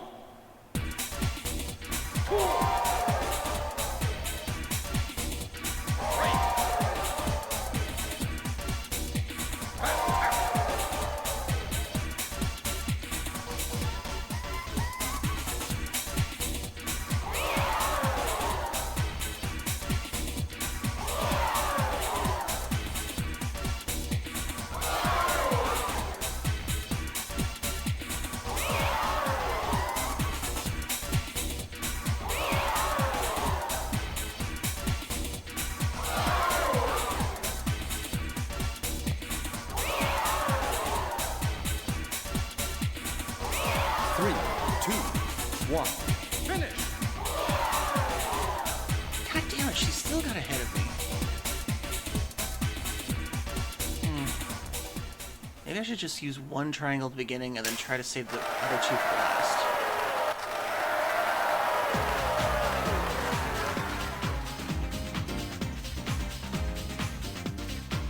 So I got ahead of her in the beginning.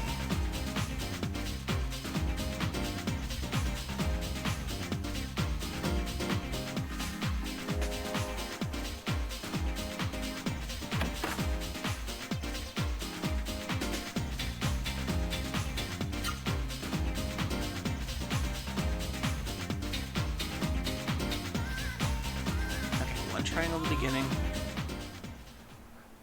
then a second triangle, and then something else later. Ready, go!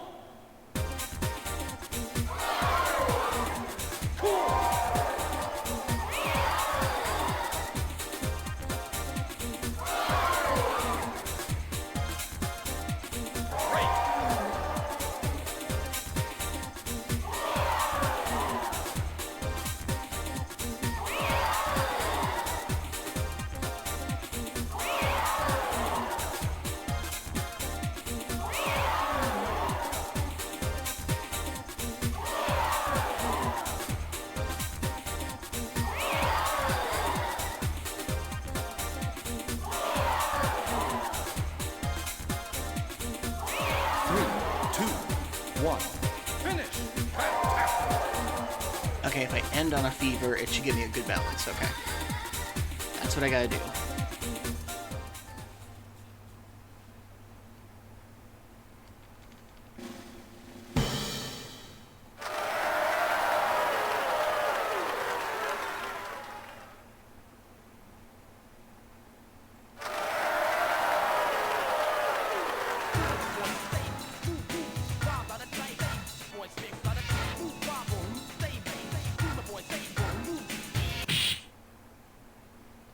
This is the last time you knock me down. I shall be the dancing queen.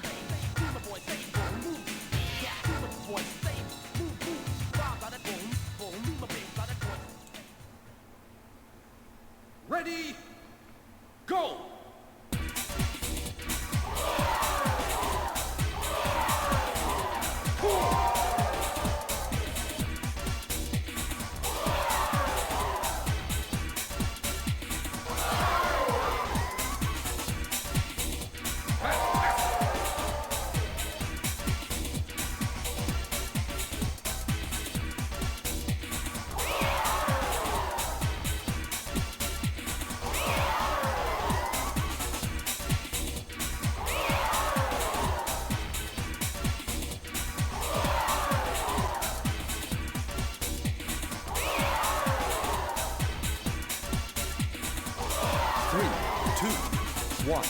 Finish!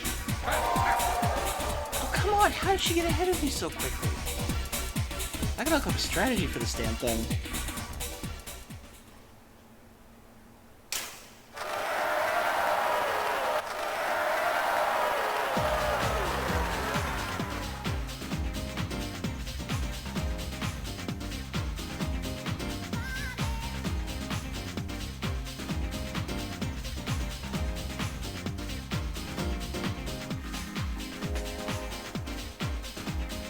Okay, I'll try coming back to this later.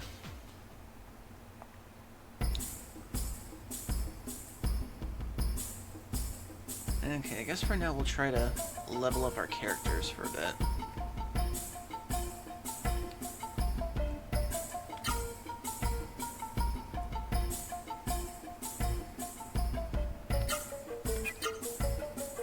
We got a money grind too.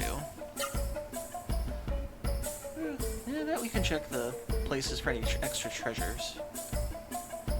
Jazz Club, the Inn.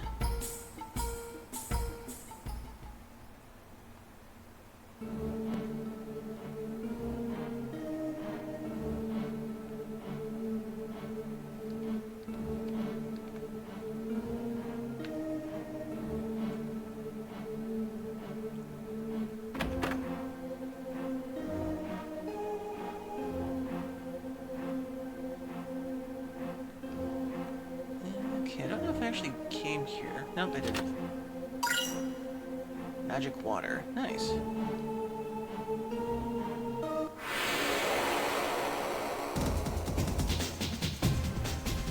Spoon! Okay, Vaughn should have a better advantage with the weapons now.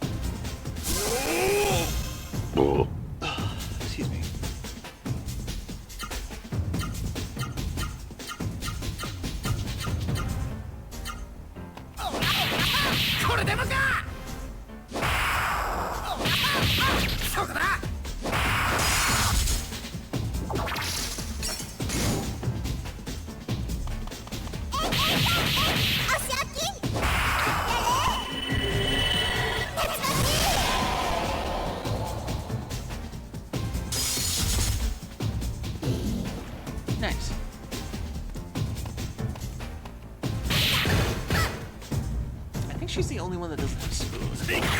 もらった必殺全脚走来撃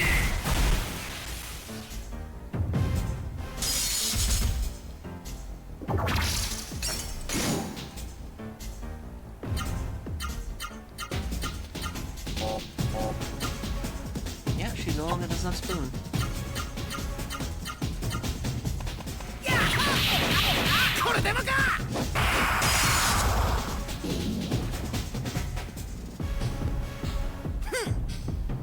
$750G, 814 experience, not bad.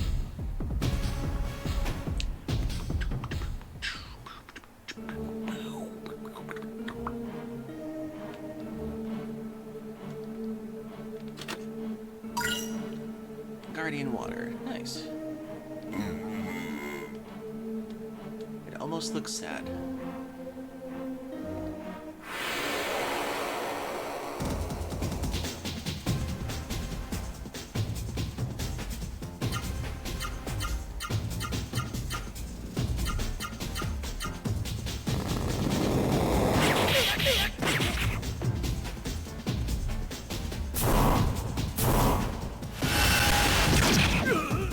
Yeah, we'll be leveling up spoon.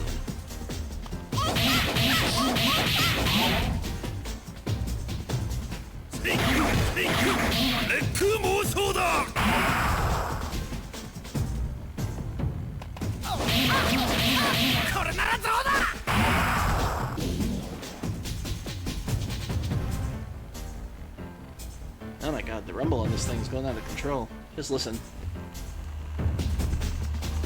This thing is just non-stop rumbling right now. Oh, okay, it stopped. Okay, let's level up spoon.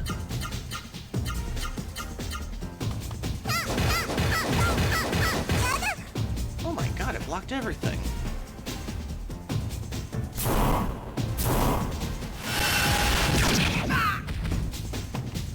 God damn, you floaty bitch.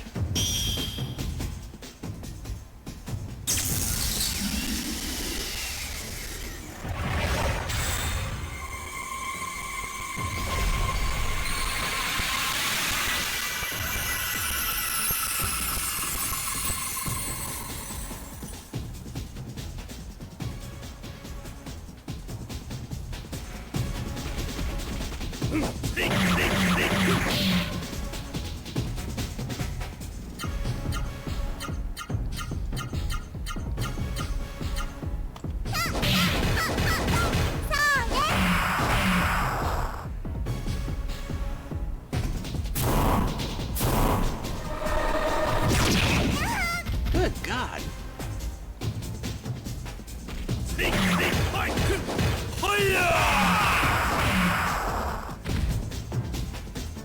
This ghost is vindictive.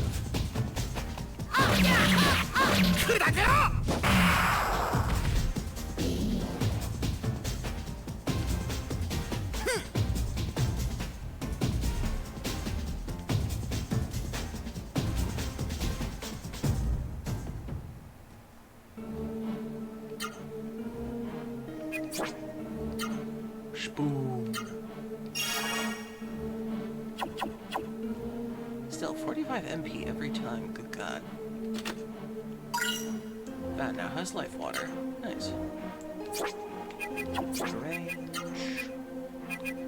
Life water, max HP 16. No, obviously no. She has the least. Defense plus 4. Obviously Vaughn, he has the least defense right now. Max MP. Noah, just in case. Oh, thank you. Welcome, Anpu Camilla. Thank you for following and welcome to the Q-Den. I'm Dekus Q, the American Kangaroo, though I am Sea Monster Month for our Undertale month. And our Undertale subathon. And I look forward to your viewership. And if you'd like to tell us about anything about yourself, then go on ahead in the chat.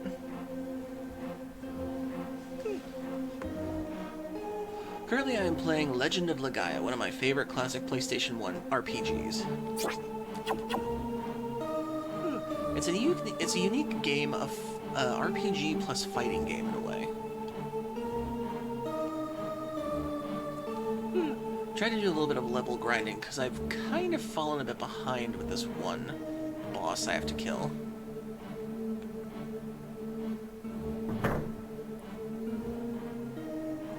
What the heck?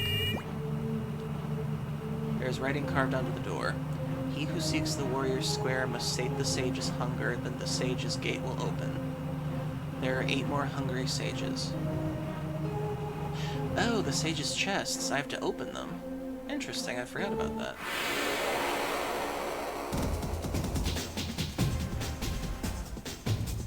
Spoon!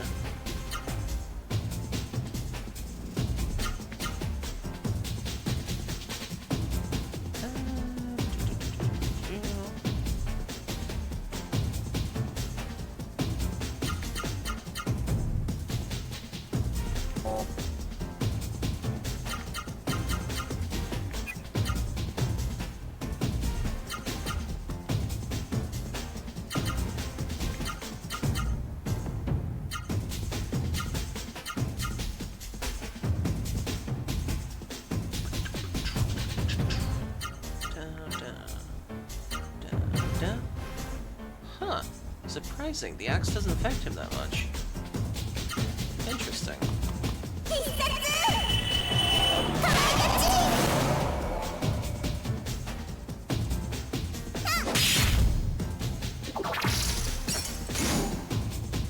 Come on, girl. Learn speed. Jesus, this thing's vindictive.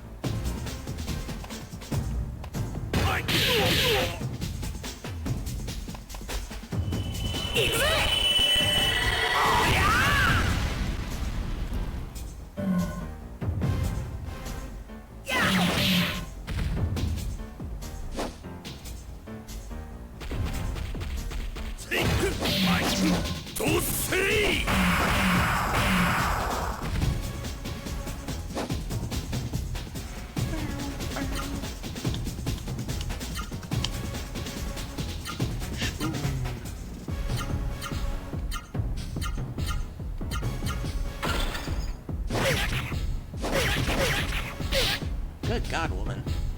Or very androgynous ghost.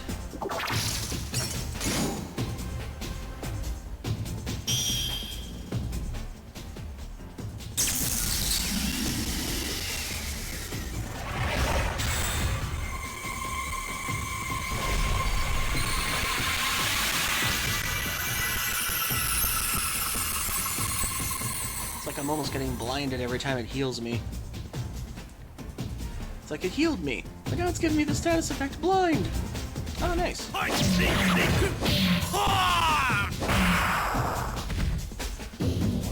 Nice, goodbye. Oh dear.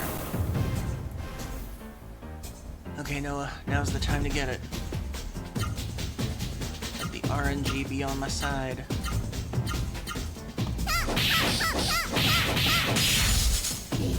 Damn.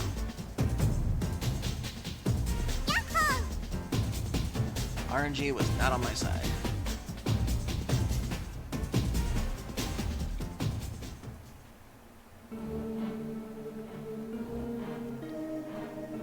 The Sage's guard dog. Okay, so I have to find all the treasure chests before I can get down there. Okay, that's the way out.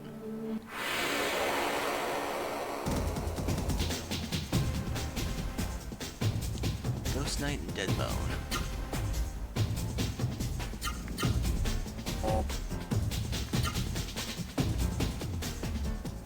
Now he has 5 input moves. Let's try left, right, up. She has 6 input moves.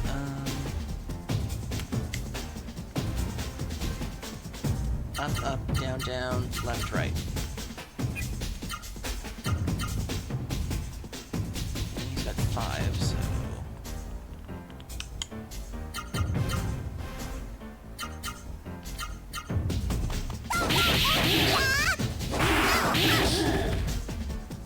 Okay.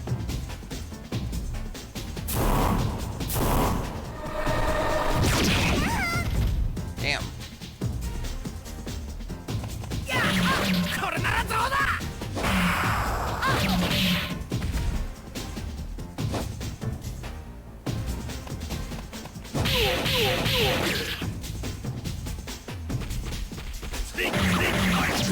もらった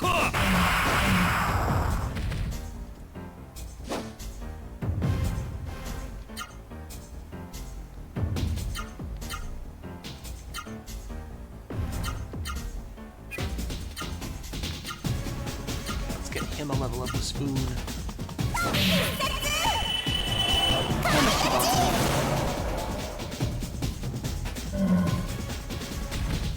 Needed more plushies. Well, as soon as somebody buys another plushie space, then I shall make one. That need to make the variety ones too.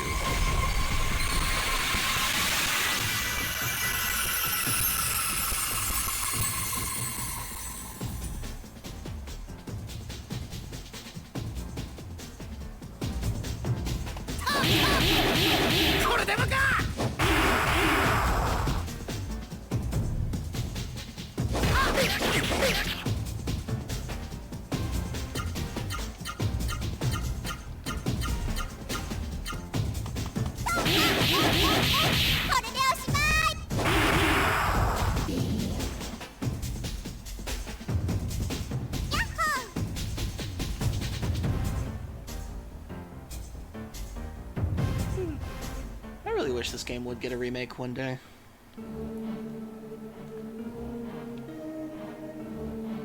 Okay, so we went in there before. No, wait.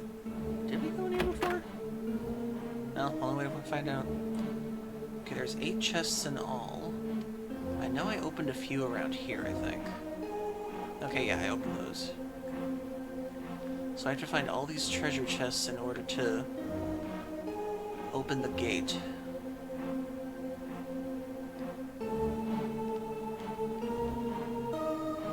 Nope, no one in here.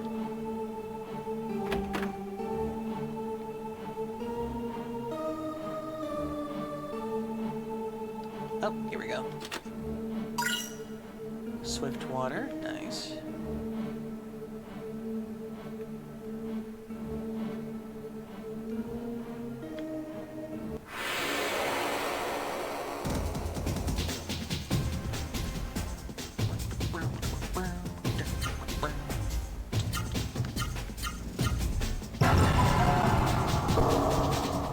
Well, that's terrifying.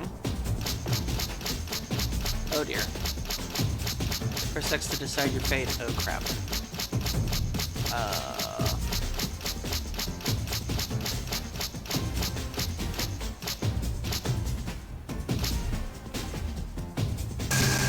Venom?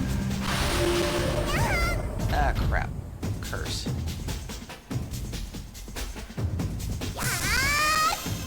So the top one that was chosen.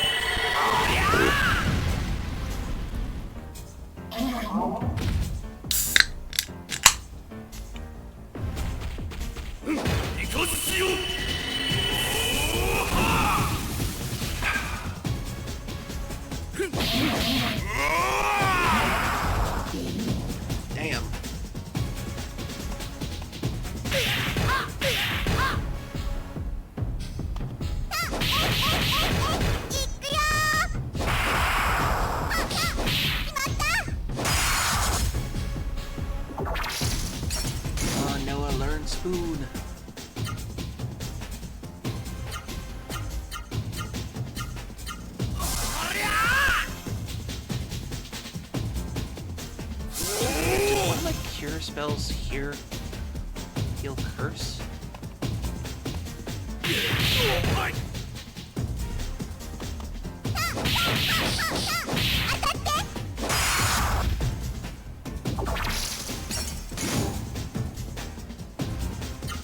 Gotta check that.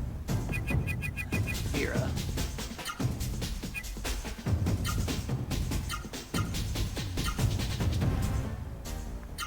And then we'll practice Spoon with him.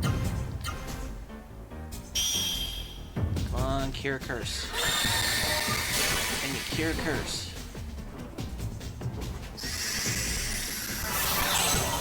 Damn it. Doesn't cure curse.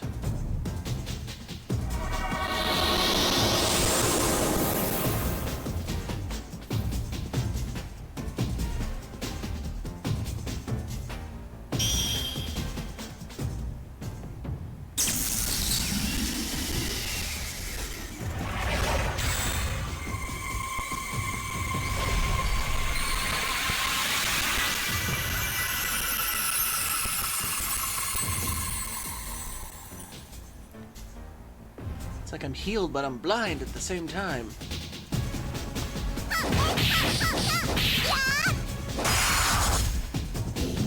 Damn it. She didn't learn Spoon. I know, girl, it's disappointing to me too. The RNG in this game is just unforgiving at times.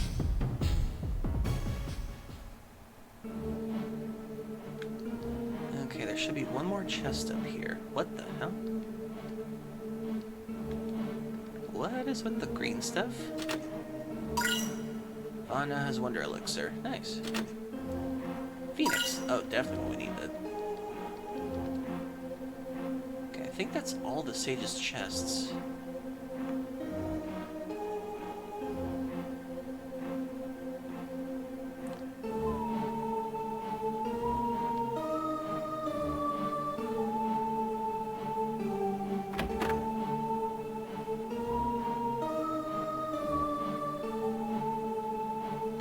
Oh, go on.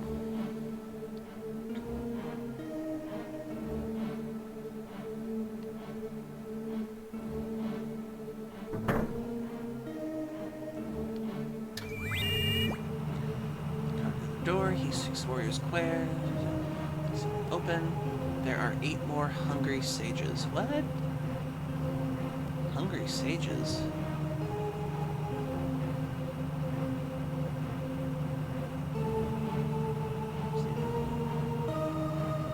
Wait, do I put something in the chest or something? Or...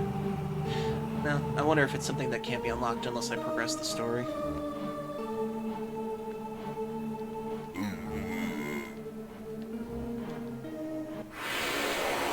Yeah, it's probably something I can't do unless I progress the story. Spoon! Okay, girl, let's see if we can get you to learn Spoon.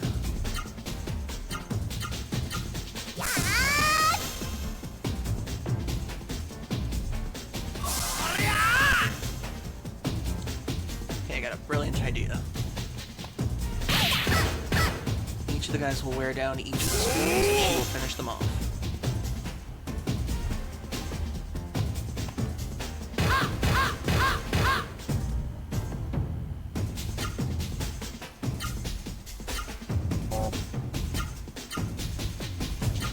One more time. Follow that one. There we go.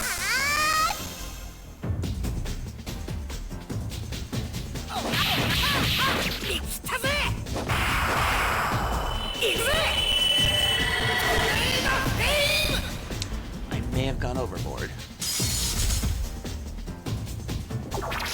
Oh, no, still alive. Good, good.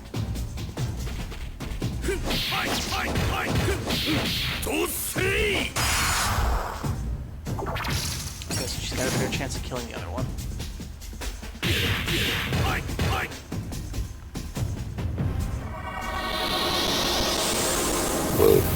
Excuse me.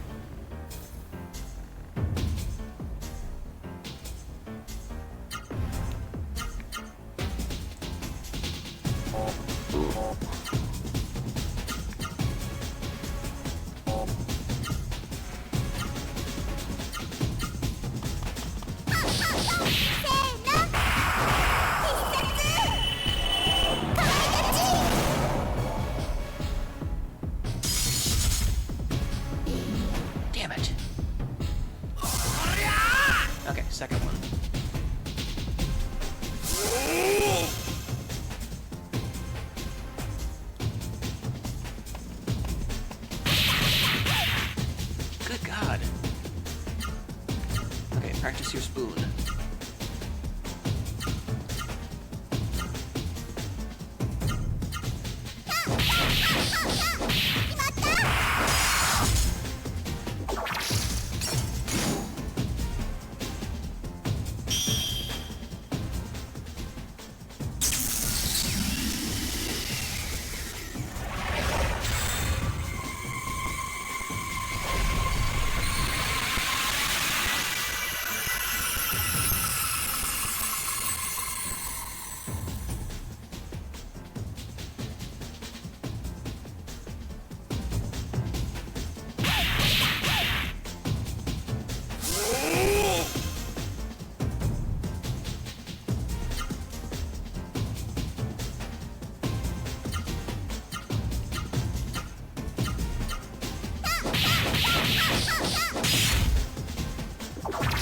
Okay, one more.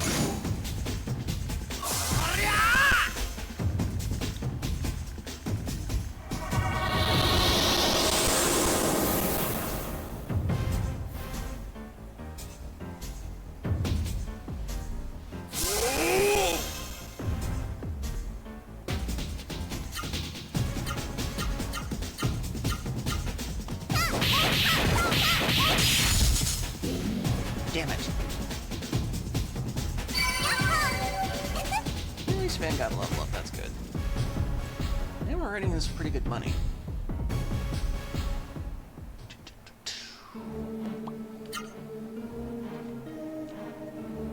Okay.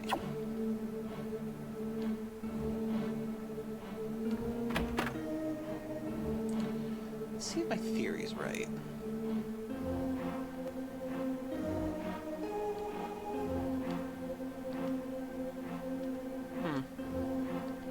Guess not. I thought you were supposed to put something back in there. It's probably a thing with the story later.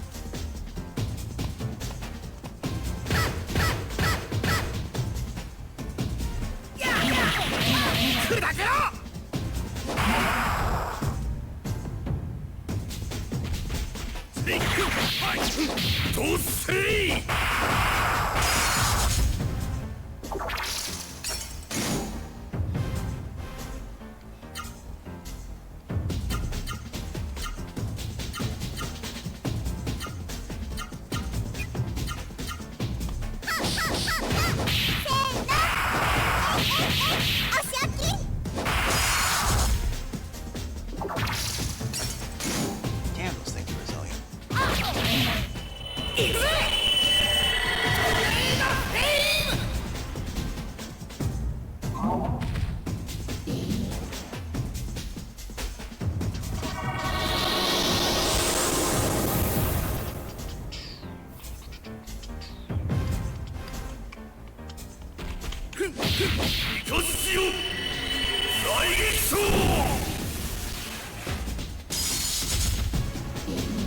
Damn it.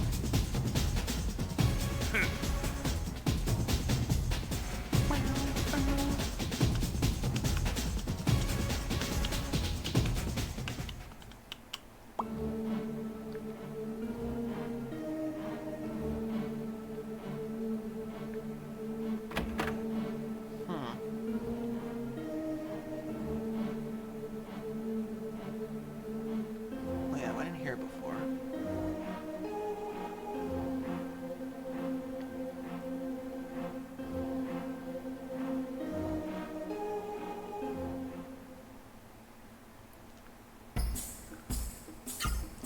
Okay, now we're back up here.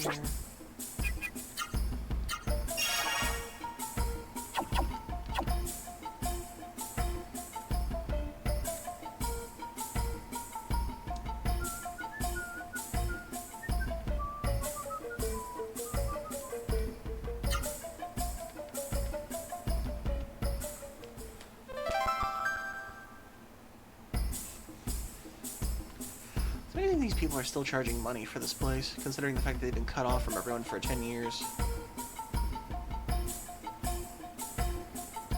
It's like, how would money exchange work in a tribalism situation?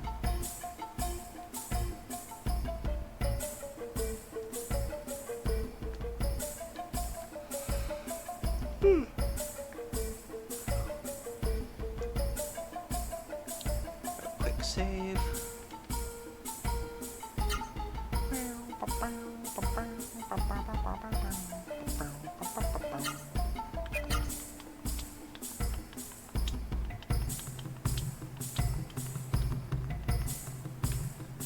Okay. And we're just about at our limit for the 4-hour mark of the show.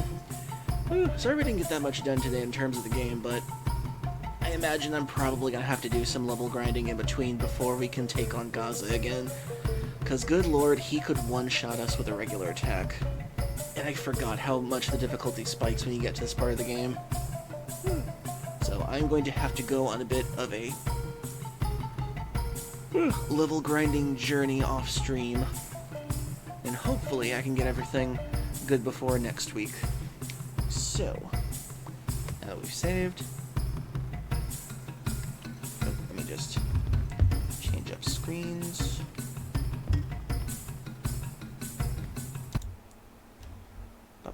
Okay. Okay. So thank you everybody once again for joining me. I hope you all had a wonderful evening. I certainly did having a good chat with you all talking about Final Fantasy tier list earlier. It was something fun. I'd like to do it more. I'd like to do something more with you all later again sometime.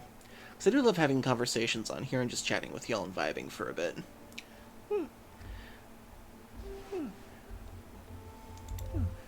And I would like to once again thank Will Jin. Thank you once again for being our first donator plush.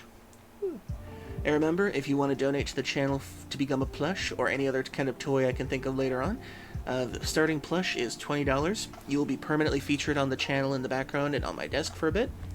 And you'll also be in the throwing channel asset thing. So once I figure that out, I'll probably call it Plush Storm or something. I just gotta figure out a good sound effect for it. And let's see. I do want to come up with some other ones too, like some animated ones, or just some variety different ones, because from what I've remembered, from what I showed you all before, let's see. Let me show you some of the other stuff I've got in the works right now. Let's see. Oh, wrong one.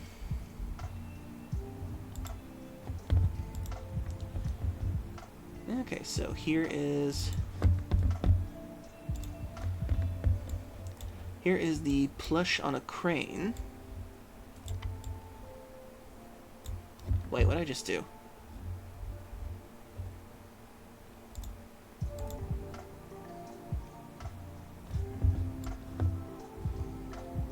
What the? Did I just replace that max? Oh, that's right, it's the same thing. Crap, one sec.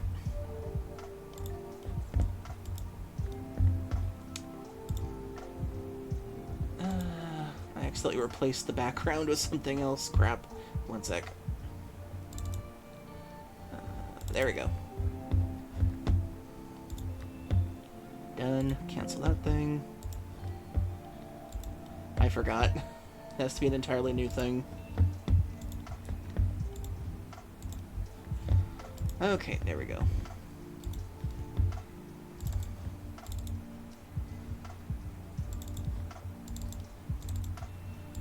Okay, so for the other ones we have plush on a crane, being all cutely picked up and everything. Well, that was an interesting idea when I first thought of it. You'd be picked up by the tail, the butt, the scruff, kind of thing.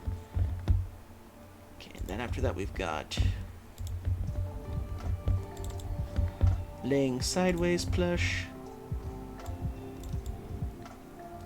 You just be laying on the side somewhere around here. And then finally we've got a potential animated plush, where you're just kind of in the background vibing, chilling, maybe belly drumming if you want to. I'll figure something out. I just gotta make up some extra ones during the week.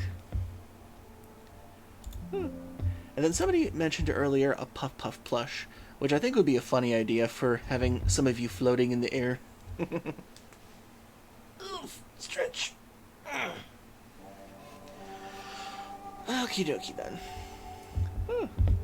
So thank you once again for Wilgian with your donation plush. I greatly appreciate it. And if anybody else wants to do that, you can get contact with me through the DMs, or on my Blue Sky and everything, or for Affinity. And currently on the subathon, we are at 12 out of 200 subs, and plus with the extra, excuse me, extra donations, we're getting a little closer to my goal, which is getting a PlayStation 5 hopefully in May. Or actually, mostly, hopefully in June. Okie dokie then. So let's see who we can raid and share the love with for the night. Let's see, who is on? Who is on?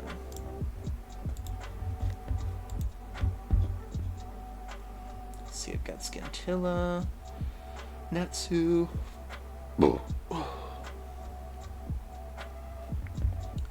Fusky, Socks to Woof, Blue Candy, Rakta Hudson, Boo the Bun, Heyo it's Yak, it's Snarky,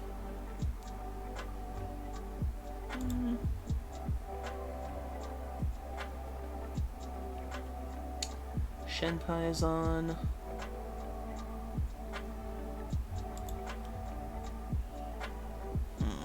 Who could use a raid?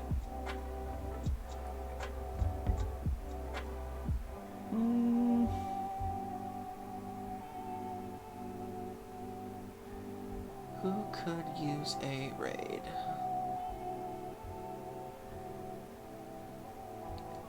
It's Kaboo.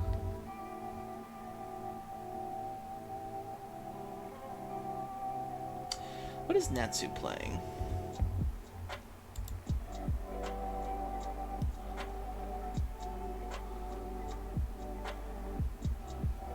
They are playing Promise Mascot Agency. I have heard of this game. It's like a weird Yakuza mascot game or something.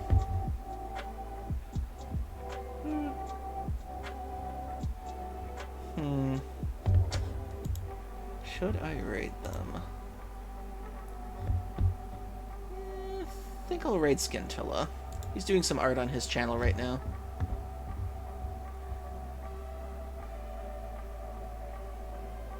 Yeah, it looks like he's doing some cute Pokemon art.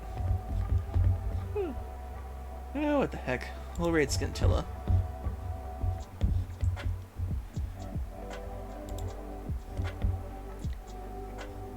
Okay, let's see.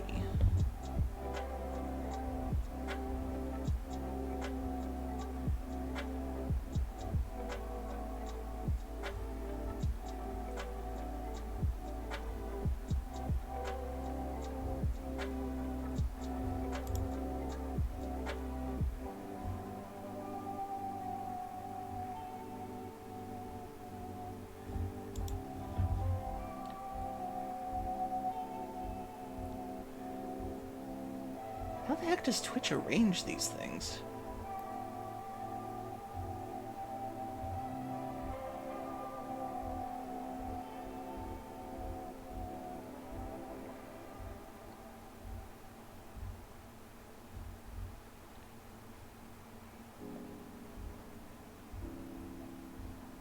Oh, come on, where is he? Why does he keep changing up on me?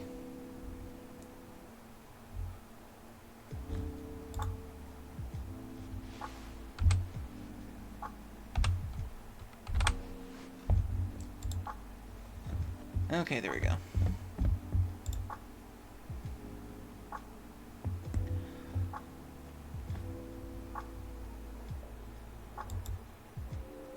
Okay. So thank you everybody for joining me tonight. I hope you all have a wonderful evening, and I will see you all tomorrow. I will be continuing Undertale once again. And we shall be making more progress into it. I think we should be at the next boss fight at the Hot Lens, and then Oh, hey, Jekyll. Was lurking, but thank you for the stream, Dekus, and have a good one. Oh, thank you very much. I appreciate it. Hope you all have a great night. I will see you all tomorrow. I hope a lot of you can have a happy birthday, and I hope you can all celebrate Mother's Day in a Welligan fashion. I'll certainly try to make my Mother's Day a good day. And I shall see you all later. Love y'all. And remember, round is the best shape to hug. And y'all have a great rest of the weekend, because y'all deserve it. Love you. Bye-bye.